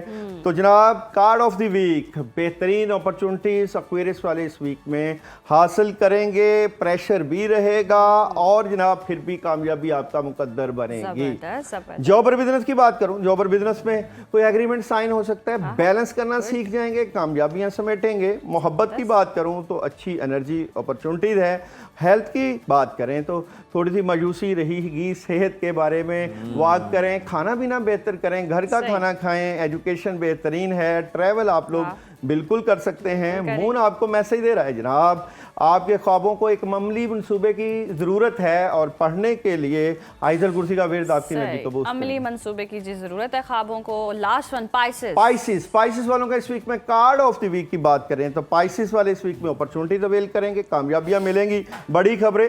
जॉब और बिजनेस में क्लैरिटी। मोहब्बत की बात करें, मोहब्बत में अपॉर्चुनिटीज और कामों में बेहतरी। एजुकेशन बेहतरीन है, हेल्थ ज़बरदस्त है, लेकिन रात का सोना सेहत के लिए ख़राब भी करेगा आपको। देर से ना सोएं, जल्दी सोएं। आगे रमज़ान भी आ रहा है, रमज़ान की तैयारी के लिए दिन को टाइम निकालें। और जनाब ट्रैवल बिल्कुल कर सकते हैं। और मून मैसेज दे रहा है अपने खौफ को बाहर निकालें और पढ़ने के लिए औज़ बिल्लाहि मिनश शैतानिर रजीम का विर्द एनर्जी बूस्ट करेगा। वाह, पाकिस्तान का भी कार्ड निकाल दें आप। पार्टनरशिप की आप बातें कर रहे थे, उनकी तो लगी नहीं। अभी ये बताएं कि अगले मरहले में जा पाएंगे या नहीं? पाकिस्तान की एनर्जी कैसी रहेगी जनाब? एक ही कार्ड से निकालते हैं जी। पाकिस्तान को अपनी परफॉर्मेंस बेहतर करना पड़ेगी और ये तो हमें भी पता है, कर भी लेंगे आने वाले वक्त में। ऐसा कार्ड है कि कामियाबी मिले, ये देखिए ये टावर वाला है, सुपर 8 मरहले में टावर वाला कार्ड है, कुछ भी हो सकता है। ये पाकिस्तानी टीम आपको पता है अनप्रेडिक्टेबल है, इसके ऊपर आप दाऊद साहब ये सही बताना है, बाद में हमने ये चलाना है। वो क्लिप निकाल के ले आते हैं ना कि आपने ये लेकर आएंगे और जोड़ेंगे कि ये देखें। गोलमोल बात नहीं करनी, गोलमोल बात नहीं करनी। तो आने वाला दोबारा वक्त कोई शफल कर ले, कोई पाकिस्तानी एनर्जी निकाल ले। तो आने वाला वक्त पाकिस्तानी आपका भी इम्तिहान है कार्ड अच्छा कारकर्दगी का। निकालना, पत्ते चाहे खुद भी डाले, मेरे से भी लवा ले, मिक्स करवा। बिल्कुल जनाब, आने वाला वक्त पता पाकिस्तानी चले टीम ताड़ी के लिए कारकर्दगी भी फेल हो कैसा रहेगा। डेविल बैठा हुआ है जनाब, डेविल। अल्लाह ये खैर बड़ी ही अच्छी करे। आपकी सिचुएशन डेविल हैंडलिंग है कि पहली कार्ड ऐसा निकाल दिया कि अगर अच्छा कर गए तो और ठीक है, दुआएं भी रंग लाएंगी इंशाल्लाह। रमजान के महीने में हमें पहला कप भी शायद दरमियानी रमजान बातें ना में करें मिलेगा। दाऊद साहब। दरमियानी सियासी लेकिन बात। ये है दो कि टोक बताएं। अच्छी परफॉर्मेंस रहेगी पाकिस्तान टीम अच्छा। को। अब एक जीतना मैच भी है चली कि जाएगी? नहीं रहेगी, अगले मरहले में जाएगी। जी इंशाल्लाह जरूर जाएगी। चले अगले जी, दाऊद मरहले साहब में ने कह दिया अगले जाएगी, मरहले में चलें। टीम जाएगी। वर्ल्ड कप जीतने के चांस किसके हैं? उस पे भी निकालने का। बिल्कुल जनाब, और रमजान आया ही इसलिए कि हम वर्ल्ड कप जितवाने के लिए क्योंकि देखते हैं जनाब यानी वर्ल्ड ऐसी कप किसे वर्ल्ड जोगे कप ने? जीतने के चांस तो निकाले ना, देखते हैं कोई जी, ऐसा पाकिस्तान कार्ड हो। टीम के वर्ल्ड कप जीतने के चांस कितने नजर आते हैं। हाय हाय हाय हाय। तो जनाब यार खबरें तो अच्छी हैं, जीत सकते हैं हम। खबरें अच्छी हैं, जीत सकते सकते हैं, हैं। ये बिल्कुल। लाइव आप इस वक्त देख सकते हैं। दाऊद बिल्कुल, साहब ने इंशाल्लाह। दावा अच्छा, किया है, अब- उनके कार्ड ने कहा है जी खबरें अच्छी हैं, अब जीत ये भी सकते बता हैं। दें कि ये मौजूदा टीम के साथ ही हम जीतेंगे या कोई टीम में तब्दीली भी देख रहे हैं आप? ये क्योंकि बड़ी आवाजें उठ रही टीम हैं। की तब्दीली आएगी, 3 खिलाड़ी चेंज होंगे, करने खिलाड़ी पड़ेंगे, बदलेंगे? 3 खिलाड़ी तीन बदलने खिलाड़ी पड़ेंगे। बदलने पड़ेंगे। अच्छा। आपके रिसोर्सेज बता रहे हैं या कार्ड दस रहे? 3 खिलाड़ी, अच्छा, 3 खिलाड़ी, 3 जी। तलवारें हैं ये। तीन तलवारें हैं। 3 खिलाड़ी जो है परफॉर्मेंस सही नहीं दे पा रहे, ओ अच्छा, तो इनको निकाल इनको देना निकाल के चाहिए। चेंज करके टीम जो है वो सही इंशाल्लाह सही सही। अब देख लें दाऊद साहब, आपका भी इम्तिहान है, ये हम टीवी पे दिखा रहे हैं और इन्होंने कार्ड निकाला है कि जीतने के चांसेस Chances हैं हैं, जी। परफॉर्मेंस अच्छी, और आने के किसके चांस हैं? कौन से खिलाड़ी हैं जिसकी कोई गेम बन सकती है? देखिए जी, अच्छे सारे कॉम्बिनेशन अच्छा। पीछे अच्छे पड़े हुए हैं, सही, आपने सही, फैसला तो मौके पे करना है। मैनेजमेंट में कोई तब्दीलियां देख रहे हैं ऐसा? नहीं, कार्ड? मैनेजमेंट तो यही चलेगी। तो 50s करने वाले मैनेजमेंट कोई- ने आपके काम इतने सीधे कर दिए हैं, अच्छा। पैसा आ गया आपके पास। नहीं, तो काफी- सेंचुरी का तो चलें छोड़ें, T20 में कोई 50s करते खिलाड़ी नजर आ रहे हैं हमारे? हाँ बिल्कुल करेंगे, अच्छा, सरहद कौन पार। से कौन से करेंगे? यही जो आपने खिलाए हुए और कौन करेंगे यार? इन्हें तो आप बदल रहे हैं। नहीं, ये करेंगे, ये 3 अब कुछ बॉलर होंगे, कुछ बैट्समैन। सरहद पार कोई दुख नजर आ रहा है क्रिकेट के हवाले से, ऐसा ही कार्ड कोई? अच्छा जी, सरहद पार आप इंडिया की बात कर रही जी हैं? ऑब्वियसली। और तो हमसे इंडिया ना सही किसी और से सही। इंडिया की एनर्जी क्या नजर आती है जी इस वर्ल्ड कप में? इंडिया की एनर्जी क्या नजर आती है? तो इंडिया की एनर्जी ये देखें, कप तो है उनके पास। ले डबल ये साइड की दूसरा बात। भी देख लो, मैं क्या दोनों क्या- कप्स हैं। देखो अगर पाकिस्तान सेमीफाइनल तक चला जाए तो कितनी अच्छी बात है। अच्छा। तीसरा भी देख रहे हैं, अभी देखो इंडिया की ये टीम पहला कप तो वो है जो एशिया कप में हम पास ही रख लिया है। वाहिद टैरो कार्ड रीडर ने जी दोनों पास नहीं जनाब, जिता ये रहे हैं। एदा भी कप है, एदा भी कप है, सर, उनके ना कप है, पाकिस्तान पता टीम नहीं। अगर देखो, मैं फिर बात कहता हूँ कि पाकिस्तान की टीम तख्त या तख्ता होता है, अच्छी अच्छा। पावर, अच्छी एनर्जी रखती है, बट ये है कि इंडियंस की टीम की मेहनत और काम आपको नजर भी आ रहा है। हमें कंसिस्टेंट सही। वाले चाहिए। कोई बीच की बातें कर दी हैं दाऊद साहब ने, अब फैसला आप पर है, देख लें जी क्या हो सकता है, आने वाला वक्त ही बताएगा। अगली फिलहाल दफा दाऊद जी साहब प्रोग्राम कटहरे का- में होंगे जनाब, तब तक के लिए हमें इजाजत दें आप। इजाज़त दें। फिर मुलाकात होगी, अल्लाह ने के बाद। हाफिज़।